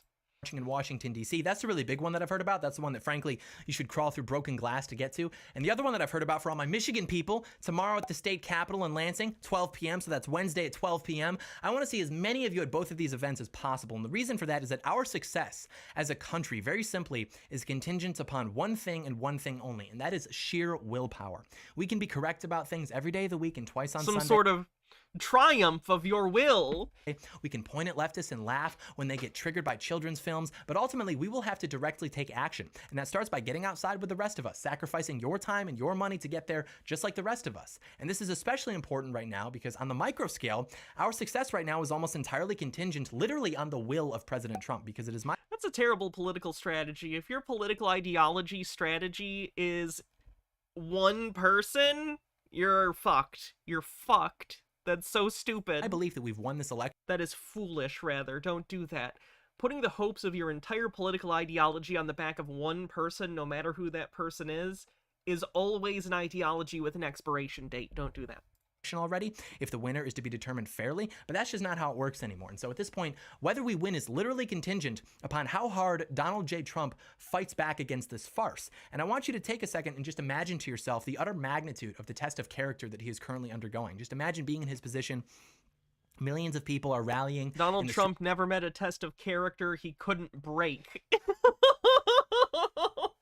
Like, they were like, oh, our expectations were low, but holy fuck. Captain Squid says, triggered by children's movies, that aged poorly considering all the right-wing crying about The Little Mermaid, etc.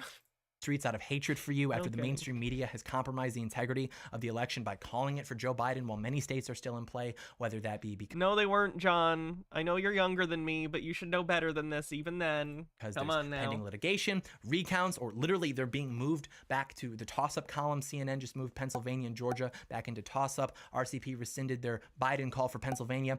And all of this having been set up in the months prior to your election, with the media talking about a crisis, that you won't commit to a peaceful transfer of power. All of this corrupt, malicious nonsense. Trump didn't do that. They were correct. Like, it's all a lie, and I really cannot think of— Thanks for 7 streams, Chromatic Cuttlefish says, Ben Shapiro is too busy setting fire to Ken dolls in garbage bins, which is definitely a metaphor for something, just not what he intended. An incident or a story off the top of my head in which a man's character was put to a greater test than this. Is he a perfect man? No. Has he been a perfect president? No. But do I believe that he's ever given up on us? No. And now it's our turn to let him know that we're not going to give up on him either. And the way that you can do that is by putting your MAGA hat back on and getting outside with the rest of us. That way we can actualize the President Cheeto redemption arc. The President Cheeto revenge tour, episode 6, Return of President Cheeto. It's like the N-word. We took their negative and we made it into a positive for us. Well, he's a Cheeto. Yeah, well, that's President Cheeto to you, sweetheart. You can say cheetah, but Cheeto is our word. Okay, anyways, something else that's important to touch on is that everyone on the left has been pointing the finger. This anxious energy, super 7 layers of irony thing has not aged well either. This is really cringe. At us and accusing us of coping. And this is understandable because the left, which This is cope. This is a lot of cope.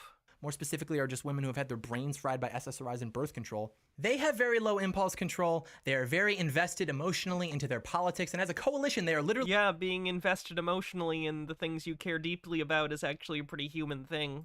Just mass mobilized mental illness, which we'll talk about the dangers of in a second. But the point is that it's understandable that they would accuse us of coping the second the screen people give them the green light to do so. However, as you may remember— John, stop coping. One of the last— Stop coping then! Things that I tweeted before being suspended was that I, properly titled, am John Doyle, Cope Analyst, which means that it's my job and expertise to categorize those who are coping from those who are not coping. And so the first thing that I will point out is that it is very difficult for me to trust the authority of the left to properly identify coping, given that these are people who literally bought into every theory and scandal that was spoon-fed to them by the mainstream media, everything from the Russia collusion to Trump actually lost because Hillary won the popular vote to the Ukraine phone call. Literally— She did win the popular vote. That doesn't mean she won the election. It just means she got more votes. Everything. They showed up by the million— Very confused by what he thinks is like a media psyop there or something. Like, no, she did get more votes. Of course she didn't win, because that's not how our system works. I don't understand what you think is a cope there. To cry that President Trump was not, in fact, their president. Like, the whole reason— Yeah, I don't do that shit. I think that's cringe. That we are even able to identify coping in a political context is because of the data that they've contributed via their own actions. And to be on the left in the first place is to cope. If you're a leftist, you are inherently coping. I don't make the rules. Like, your entire worldview is basically centered around adjusting society to fit your self-perception. You believe that every— And the right doesn't do that. The right never does that. Everybody is equal, and therefore any differences in outcome must be because of oppression in whatever applicable scale.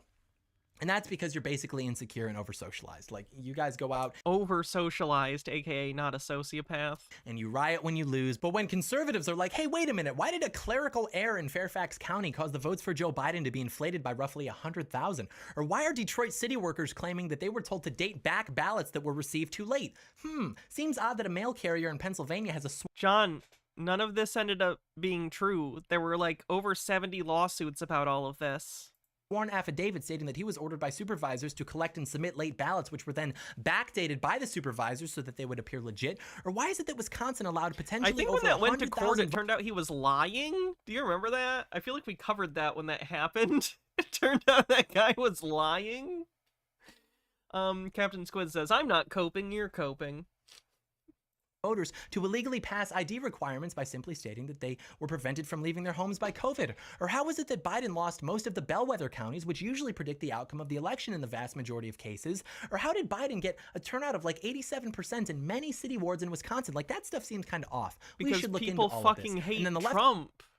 Responds like, no, you're just coping. Cope harder. Yeah, plot twist. You're actually the ones coping because you know that we've won. To dismiss legitimate points that would call into question the integrity of the election as a cope is in itself a cope. You're cringe, you're weak, you're coping, you're low energy, you have sloth energy. Your entire political framework amounts to basically a series of rationalizations for why you're addicted to touching your own pee-pee, and you lost. And even if you manage to pull this off, you know that ultimately we're going to win anyways because we're high energy, we have conviction, we're geniuses, we're better looking, and we have Christ on our side. So cope harder, I'm unbothered, I'm stoic, and the boys and I are going to make That sounded very stoic, John. You're nailing it. America great again, with or without your support and thanks. So don't even worry about it. These people act like 2020 is the first time that a presidential election has been a little bit sus. Like, they know not of the tales of the... But it wasn't sus. That's the thing. You're trying to manufacture susness. It wasn't sus.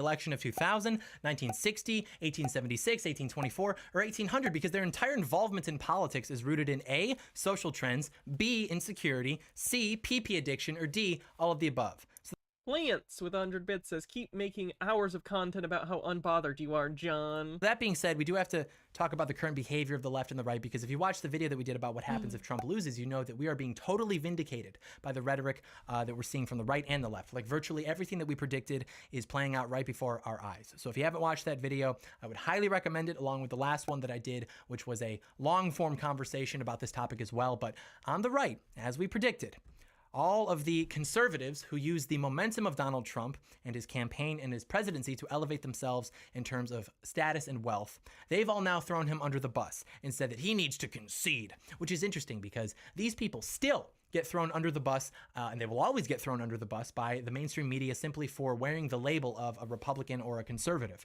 And they seem to think that if they suddenly purport the mainstream media to be an apparatus of integrity, that they will be spared in the future. And they are very foolish for that. Pay very close attention. Or they just don't want to go along with the fucking lie?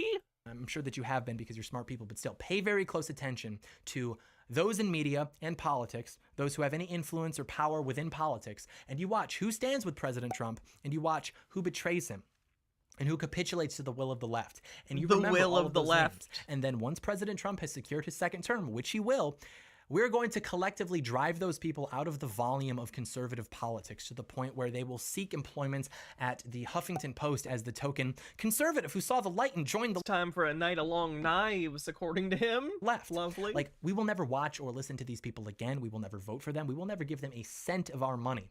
And we will make it our overriding ambition to exile them from conservative politics. And the reason for that is that we don't actually know who won the election yet, for all the reasons that we briefly mentioned earlier. And we did then. We do now. The others. And so their divorce from President Trump amounts very clearly to a betrayal of President Trump and his Republican Party and the American people. If it turns out that we're wrong, I would expect everyone to acknowledge that at some point shortly after. But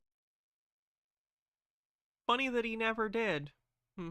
That's not what we're talking about right now. We're talking about people who were never in support of President Trump, who tried to undermine his agenda whenever they could, and who then declared his campaign to have lost the contest. Who won the election? Let's Google it.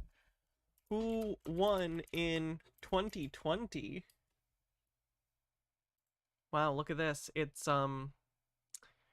Joseph Biden. The moment that the screen people told them that it was probably correct. The same screen people who told them that it would be a Biden landslide. These people have no integrity. They exist literally to siphon money from you, from your hope. It is literally the most disgusting translation of money that I can think of. Like recognizing that people are worried about the future of their country and then exploiting that fear by assuring them that I don't remember what he said about January 6th.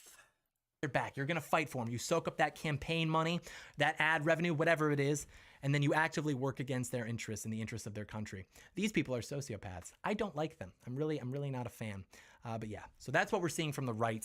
People saying that Trump should concede, or he lost fair and square, etc. Then on the left, we can see how that rhetoric fits perfectly, almost as though it was engineered, and it makes a Tetris. We see exactly as we predicted that the left is calling for unity. They're saying, well, Trump was dividing us, but now we can be unified. And the brilliance of that strategy, though pernicious. Again, I don't know if this is like an age thing. Every president, after winning the election, will generally do that. Okay, we did the election. Now let's come together as a country. That's like boilerplate post-presidential election shit.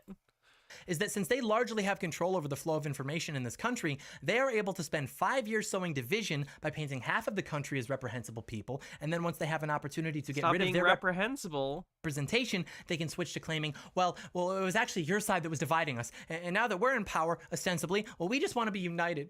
We just want to sing Kumbaya and do trust falls. That's not the truth, and that's not what's going to happen. They are trying to lull you into submission, because the average American doesn't like how tense things have been in this country. Benny Kagami with 50 bits says, the right's response to being accused of being emotional is the same as their response to being accused of being in a cult. No, you, and they scream it in the emotional and most emotional, cultish way possible. And they probably don't pay close enough attention to realize who has been orchestrating that tension. And so for the left to now be preaching a message of unity, yeah, it's incredibly hypocritical, but it's also a psyop to gain public support and further undermine the legitimacy of the Trump campaign. Because the truth is, there is no unity in this country, and there's not going to be. There's no going back. You've changed things forever. AOC and others are calling for lists to be made of people who worked with Trump so that they can be blacklisted, and that's just the beginning. And I have to stress again that we predicted all of this. What they mean by unity is a return to the status quo, business as usual, totally corrupt politics that sells out the American people at every available opportunity. Yeah, he was like 2021 in this. And they're counting on you not recognizing that what Donald Trump represents. I'm trying to think when his birthday is. Might be December. Fundamentally is a rejection of that system. It's why he was elected. And that you'll be seduced by the talks of returning to normal. But don't buy it for a second. Resist. Resist the siren's call. It's going to be difficult. It might even become dangerous, but you have to do it because it's the best chance that we've got. Remember, the rhetoric used to be, well, there will be no peaceful transfer of power. The Boogaloo Boys will take up arms. Virtually none of November 10th. Yep, this is before January 6th. Wow, he really showed his whole ass here, didn't he? that has happened. So now they've adjusted the rhetoric to something far more accurate, which is just, well, Trump and his supporters are going to make the left angry and they're going to go burn more cities down. So Trump and his supporters need to stop. Like, they even acknowledge at this point that their coalition is basically just mass mobilized mental illness. And I can't say that I blame them entirely because our society breeds mental illness. Perhaps by design, we'll put that on the back burner for now. But the point being that these people are very invested emotionally into these narratives. We've seen that they are perfectly fine with rioting, committing violence against their political opponents, even murdering them in some cases. And we have to be very careful with these people. And I'm not talking about Democrats, whatever that means anymore, right? You know the people I'm talking about. The ones that take to the streets, they cause chaos. You will never beat these people in the marketplace of ideas. You will never present them with a fact or a PragerU video that changes their mind. And the reason for that is that they are not intellectually invested into these causes. They are spiritually invested into them. They derive their sense of meaning from them. And they're convinced that they are in the right and that they have the power. They're convinced that they're being nice to you right now. Here's a tweet that I saw that had about 36,000 likes, and it basically says that Mussolini was brutally killed. So anyone who thinks that we need to reach out to the right needs to appreciate how nice we're already being by not killing them. And this is already extremely cringe because it is the weakest and least intelligent people in society purporting themselves to be at the top of the hierarchy, which they inherently reject. In the first place. And what I mean by that is that these people individually are weak, physically, emotionally, and intellectually. These people are weak, but when they're in a mob, that doesn't matter anymore. They can probably kill you if there's enough of them. And they almost implicitly recognize. MH Darkbee says, I can't take a grown man seriously who uses the term pee-pee. John, you can say penis and we'll make it fall off. This, and they're boasting about it as though they feel power over you. They feel like they have so much power over you and you are so evil. And the fact that they haven't killed you yet is just additional testament to how nice they are. It's all a tremendous cope. But just because it's a cope doesn't mean that these people aren't dangerous. But they're not dangerous because they're competent or strong or of conviction. They're dangerous because they're exactly the opposite of those things. They are slaves to their emotions and to their carnal instincts, and they literally cannot tell the difference between you watching this channel right now and Benito Mussolini.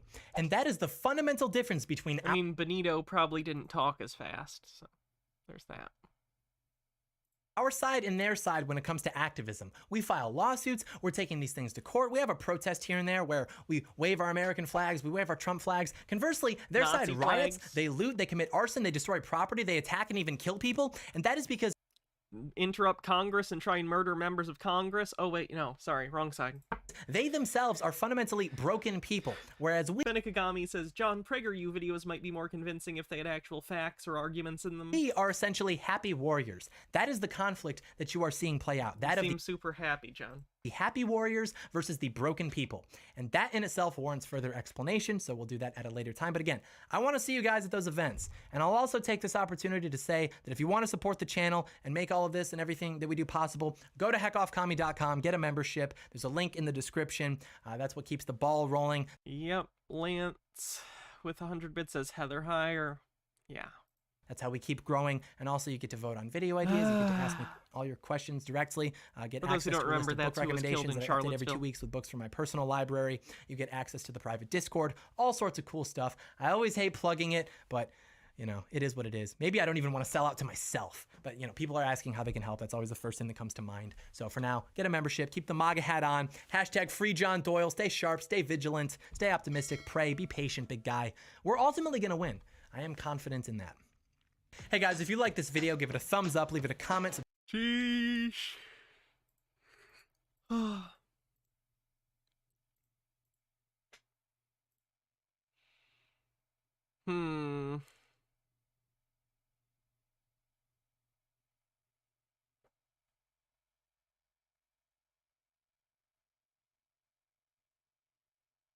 Do I want to do one more thing before we call it a night? Probably. Where's my Marcel stuff?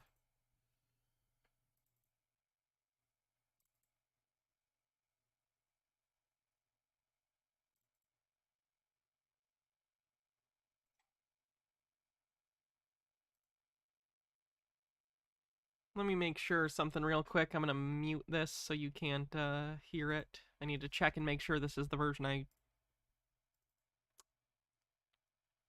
edited. That's the word I was thinking of.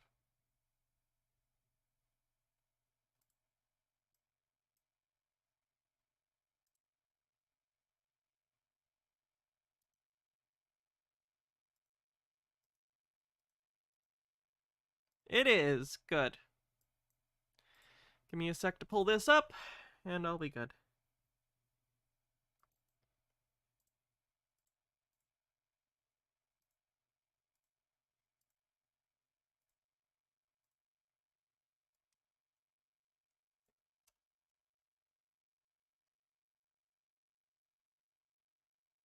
Your Society, and as you guys can see, we're doing a little bit of a... Hello everyone, it is Marcel of the Family Beset from Peacemaker Society, and as you guys can see, we're doing a little bit of a different video today. So this is going to be a weekly update on how things are going. I'm going to do one every week. For those who aren't familiar with this guy, this is Marcel. He's a sovereign citizen who runs a sovereign citizen MLM. This is one of his videos where he got all megalomaniacal and put on a cape and talked about forcefully taking over the governments of North America, so let's check it out. And I'm going to be shaming a few people in this video. So now that things are officially launching, I waited 6 years. Yes, Kyle Rittenhouse is a big John Doyle fan. To get people organized and for things to get ready where we could get these out. So now we're getting them out. I have people around the world. I have people in Switzerland. I have people throughout the States, throughout Canada. We have people in Saskatchewan, Alberta, Manitoba, Ontario, a bunch of places putting these out. They're the local community freedom leaders, and they're going to keep putting info like this out along with our membership brochures, different rights information on why police are a criminal fraud, all that stuff.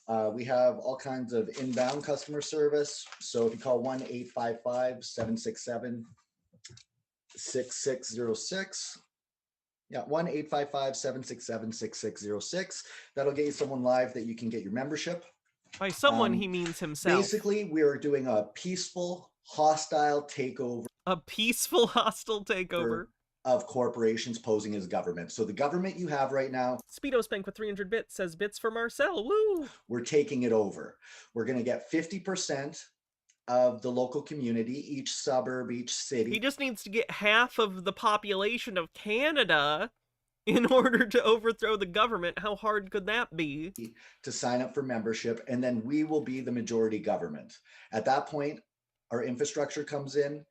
As we're doing this, food programs, advocacy, our own peace force. He thinks he's Lex Luthor? How dare you? Has Lex Luthor ever won over 500 street fights? Because Marcel has. Bittergrin with 100 bits says Marcel bits kicks off a hype train. Not carrying guns, not carrying anything that's going to cause lethal harm. You can't do it. We're bringing a complete de jure system, and kind of redundant. De jure means by law.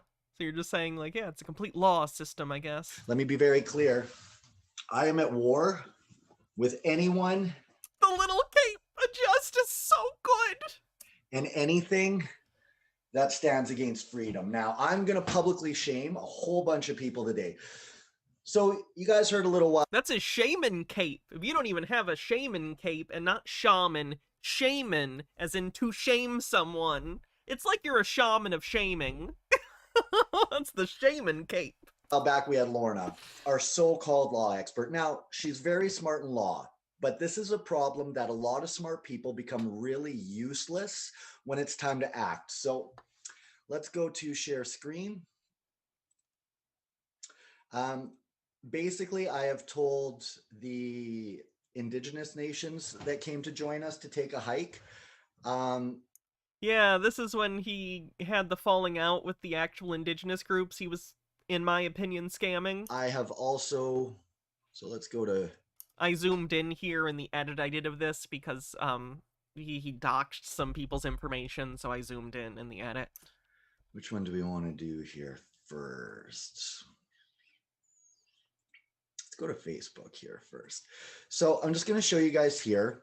I message people every day that I have known my whole life on what's happening. Okay, let's move that over there. Okay, so let's go here. This I don't think has the there might be one or two slurs, I don't know, but I bleeped them out. I edited them out in the edits. But a few people. I don't remember if this video had a bunch. Some of the people that I watch and study. So Odessa, she has Liberty Talks. Odessa. So within that, this lady, she does good podcasts. It's not like she doesn't. Sour Patch Narwhal, but she was just talking about how people need to stand up and get their... Overthought with 100 bits says Superman, if he missed the sun, got an inferiority complex, and landed in Winnipeg instead of Kansas. 32% to level 1 in a hype train. Kids stand up to the teachers and principals at their schools. You shouldn't even be sending your kids to school. Odessa, she says she can't take her kid out because her ex will take her to court. F your ex.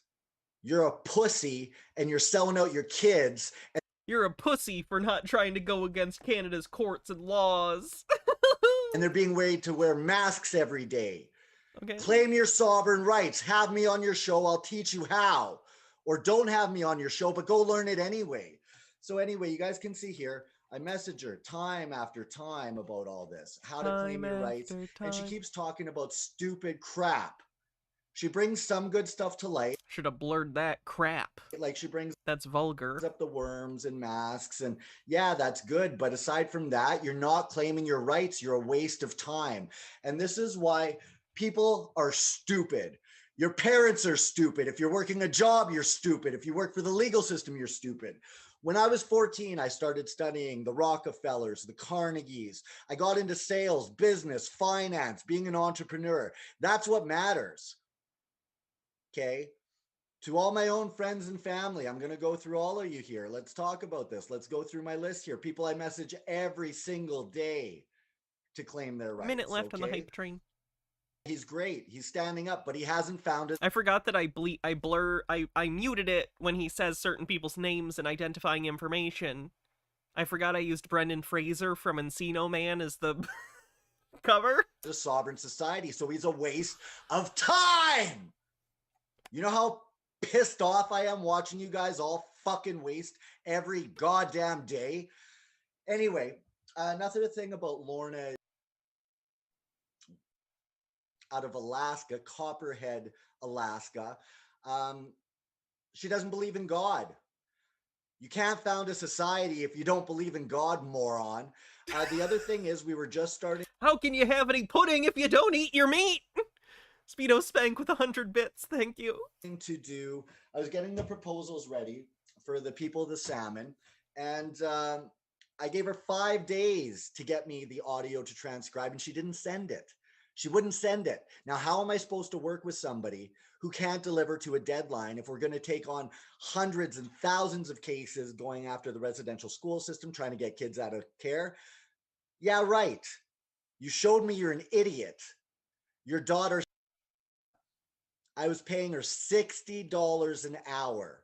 That's what I paid. I paid a company $70 an hour, but they would get a door hanger done. I had electrolysis today. It's starting to turn red, you can tell. From nothing in a half hour to an hour. This chick took 3 to 4 hours to add a phone number. Lorna's daughter is a moron. She did a good job, but she took 10 times how long it should take to do it. And then on top of that, I couldn't pay her via e-transfer. I had to send her a check. Okay. And then after her mom pulled idiot, I told her I was going to cancel the check, which I didn't, but I said I would. Now, I've waited a month for this chick to cash this check. I'm still waiting. You told her you were going to cancel it. Of course she didn't cash it. You said you were going to cancel the check. Hasn't gone through the account. It's sitting there as an outstanding debt. This is why we do e-transfer. And this moron couldn't even set up e-transfer. That's why I had to do the check. So I'm trying to compensate somebody who's stupid, doing a bad job, overcharging me. And this is where he's angry. Most people to me are dead weight. Now I've found a good team. I have people. I have an amazing sales manager. I'm going to show you guys. I have people around the world. I'm going to show you what good attitudes look like. And this goes for my ex. Is this a good attitude? As well. First of all, this is she's the mother of my son. Let's get a nice photo of her so you guys can see her. Again, he was doxing and stuff. I cut that out. I zoomed in on him so he wasn't doxing people's images and information. She works at a hospital right now, helping murder people with COVID vaccines. Oh, yeah, which again, he's I'm going to anti-vax. show you guys our website. And you see this behind me? Here, anyway, I'll show you guys that after. This is the mother of my son, whatever name he's going by. And these assholes lied to me about the name of my son from the hospital because my own... Anyway, I'm not getting into my life stuff. This is a weekly update. These are people... He did not turn this into a weekly update thing. This is the one time he did this like this. My personal life that I message almost every day, week after week, who won't claim their rights. You're a fucking coward, you piece of shit. Odessa, claim your rights, you moron asshole motherfucker. This is the bitch who stole my fucking son. So this is, I message her every day too, even though she stole my kid. I'm still trying to save this idiot. Okay, so let's go here. Zoomed in, he looks like a Command and Conquer villain ranting. Want to do when he was little, and this bitch stole him from me. What's the Sega CD game where it's the guy who's in the apartment building and you switch between the different apartments? I'm imagining a let's play of that, but Marcel's ranting gets edited in at some point. Me? No, not Night Trap. There was a different one that was an apartment building. That was a house. Double Switch! Double Switch. I'm imagining gameplay from Double Switch, but you switch the camera and it's just him ranting. Yeah, she stole my kid. It's a very Fuck specific her. joke. If you're a Double Switch fan, you're welcome. That bitch right there. Did anyone else play Sega CD as a kid? If you know, fuck her, wall of shame for life. To this day, I don't know my fucking son because of that cunt. Because she took him through CFS because she lied. That's my beautiful son. I love that dude, and he hasn't seen me since he was 6 months old. And I reach out all the time. That means he doesn't want to see you. Understandably. I'm gonna fucking take over this government. Fuck you, all legal agents. You take my kid, I'm gonna fucking end you. Like 300. You think you're gonna fuck around? I don't think so anymore. I'm organizing sovereign nights. We're coming. I'm taking over 50% every motherfucking neighborhood on this fucking planet. And the people coming are gonna murder all of you, right? So this is, fuck that fucking bitch who runs Liberty Talks. Don't support her till she claims or founds a sovereign society. All of you who think sovereignty is out there, you're a fucking moron. Let's go to this asshole and his fucking wife. This fucking cunt who works for the law courts. He went to jail for a while for threatening a public official. It wasn't this video, it was actually a different video, which I also have a copy of. There are videos on the internet that I'm probably the only person who has a single copy of. This one, I have a few Peter videos after he deleted all his old stuff. So if you're ever looking for lost media from these people, maybe ask me. I might have it. She doesn't now, but this is a bitch I went to high school with who almost put me in jail for 3 years for pot. Fuck you both! I'm taking over, motherfuckers! 50%! I close 40% of people first time through a neighborhood. So that means twice through a neighborhood, we're the majority government, motherfuckers. And to people who think people aren't going to join, the more the system kills y'all, the easier it is for me to take the fuck over. And I'm the only one competent to do it. I understand industry, all of that. I know I need to calm down today, you guys.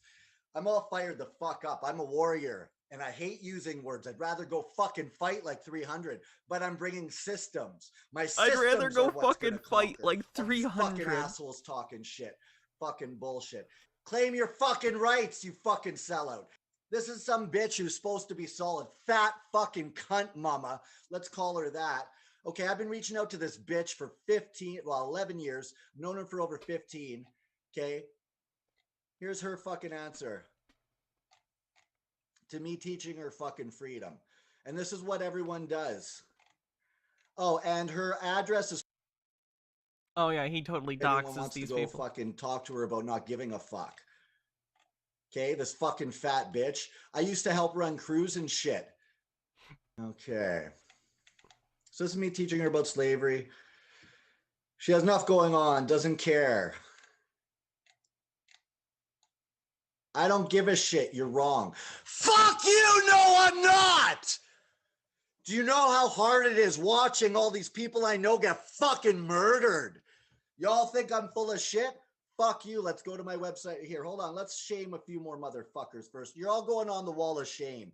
All these fucking cunts I know, you're all going on the wall of shame. We're coming to your door, you fucking asshole motherfuckers. This is the woman I dated for the last 6 years, everybody. She thinks I'm too much of an asshole to help. She won't stand up to any of you because she's worried when I go public with you, people don't support me anymore. I'm the one supporting this fucking bitch the last 6 fucking years. She's the one who won't fucking help you people. Motherfuckers. Her kids won't help you and then they're gonna judge me? Fuck you. Let's do one more Marcel, the classic one, you know the one I'm talking about.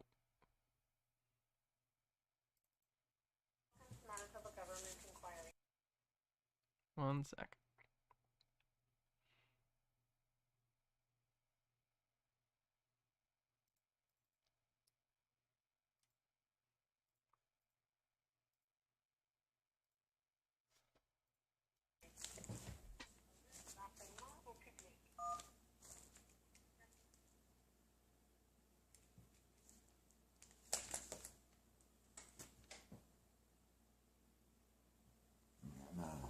Now they're just hanging up. It's not even going through. Yeah, it's him again. This is what he actually does with his time.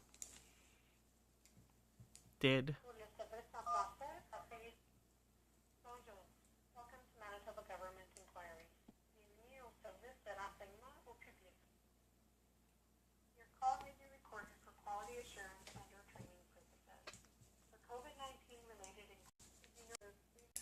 Who's in charge of you? Lee?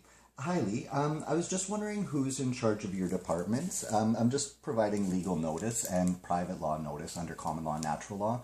You guys are exceeding the limitation of powers in the Corporations Act, and you're committing fraud and genocide on the public. COVID-19 isn't real. There's a bunch of experts and doctors around the world.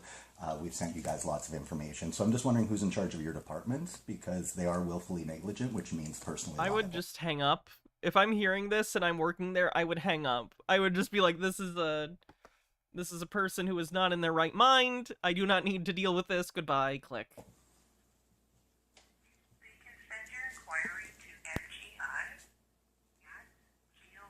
No, I'm asking who's in charge of your department. You guys are taking complaints. Do you understand that's criminal, not identifying yourself? And you're not a government, you're a USA-based corporation. What's your name or your supervisor's name? You cannot not identify yourself. He thinks that all government officials in Canada are secretly working for the United States government because he thinks that Canada is secretly part of the United States, and he thinks the United States is a for-profit private corporation secretly. It's a lot of sob-sit stuff, basically. Then fuck you, bitch. We're coming for you. We're going to come find out who you are through your work. I'm getting private investigators, and we're going after all of you. We're a real government, you fucking cunt genocide piece of shit. You fucking feel me, you fucking bitch? This is all recorded? Lee, you're fucking done, bitch. I'm a judge. You're fucked. The classic. I'm a judge. You're fucked. Alright, so I think that's it for today. I'd like to go get some pretzels, maybe. Tomorrow I'll be back. I am going to be streaming on my birthday. I also want to put something on this, because it is itchy. I am going to stream tomorrow. I don't know if it'll be a full stream, but we'll hang out and watch whatever. It'll just be a fun stream. Oh, it's Tuesday. We'll do Tinfoil Tuesday, but it'll be like maybe... I don't know. We'll see what it is, but it'll be tinfoil related. So I will see you tomorrow once I am 30. Have a great night, everyone. See you soon. Oh, holy Vest Demon. Thanks for gifting 5 tier 1 subs. Thank you very much. That was a nice thing to go out on. No raid. Just gonna end it. So stay cool, everyone. Love you, Mr. Blast. See the rest of you either tomorrow or whenever. Thanks again, Vest Demon.